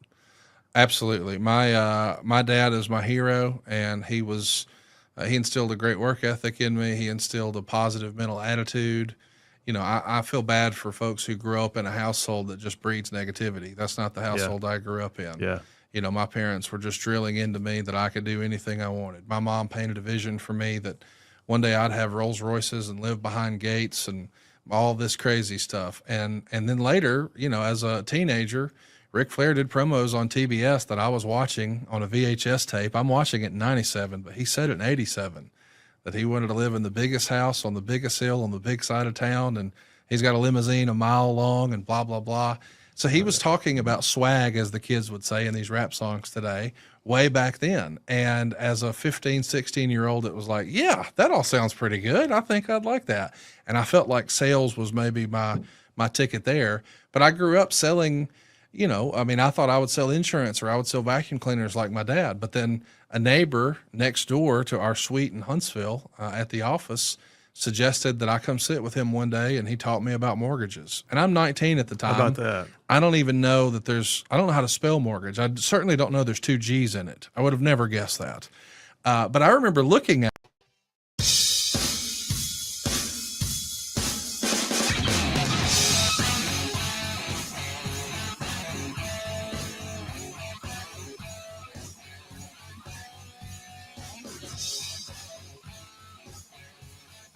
And we are back. Phil Williams, Rightside Radio, solid conservative, just plain right. Just bulletproof influence. That's what I'm saying. Speaking of which, bulletproof influence, yep, the RightSideMedia.org merchandise shop still has some bulletproof influence glasses. If you haven't seen them, they're so cool. It's a company called Ben Shot. They custom made them for us. Ben Shot actually takes these highball glasses, they're called, short, clear glasses, engraves our logo, Rightside Media, and the words bulletproof influence on it, and then embeds a 308 round in the glass. So it looks like the glass has actually been shot. That's why the company is called Ben Shot. But anyway, that is on our website right now. It's one of our merch items. It's probably one of our hottest sellers. So if you want a Rightside Media bulletproof influence highball glass, they are still there on the website, along with t-shirts, hats, coffee mugs, all the stuff. All the stuff is there. Go check it out. So I will tell you, we got some text lines going right now, and Jeff from Indiana has let us know that he is on the backhoe and will not be able to call in right now. So okay, listen, we love you. We'll have to make it through to tomorrow, but don't let that happen 2 days in a row. Just saying. Shane from Huntsville insists on Crazy Train. sorry, Shane, we got a thing we got to pay attention to. It's called not getting locked out of YouTube. But I totally get it. Unfortunately. And by the way, that is probably one of the best stadium bumps. You know, you played at a stadium, like you're at, like at halftime or whatever else, or right before they come back out for a break. Yeah. Yeah. Well, I know. So big Braves fan, Chipper Jones that was his walkout song his whole career. Was it really? And he actually put up a tweet today, you know, commemorating Ozzy. Said he feels like he's forever linked to him because it was like that was one of the ones, you know, if you're in the stadium, whatever, you're getting popcorn, using the bathroom, whatever, you hear Crazy Train, you know, Chipper's coming up. It's time to get back, you know. So that's it's pretty nice. Cool. Yeah. I've been to a number of Braves games, and I don't think I ever clued in. But that does feel familiar. Luann from Huntsville sending me a link to something. What's that? It says good news for today.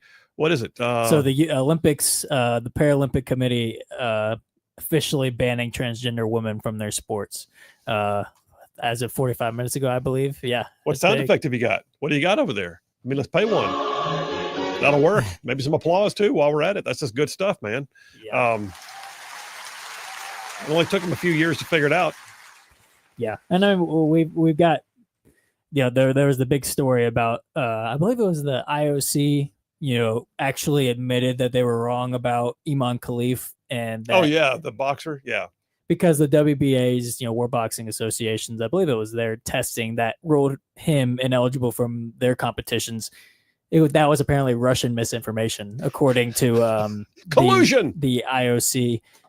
So hopefully this is a sign for things to come. We won't see, and it wasn't even Iman Khalif, just him. The other dude he boxed in that division was also a male from Thailand, or it was something like that. So we had two males boxing for the gold medal championship in a women's division. That's just, so, you know, you couldn't write fiction like that. If you did, it'd be thrown out. That's too unbelievable. You can't do that. And boxing of all sports, where you can actually die. So hopefully that puts an end to it. Ben from Decatur texted in. He said, regarding immigration, I worked for a German-owned company that decided to hire people from Chile with general skills. Their visa expired this year, so they went back home to get it renewed, and their status to come back was rejected to return back to the U.S., as the U.S. government said, we have skills in the U.S. for those positions.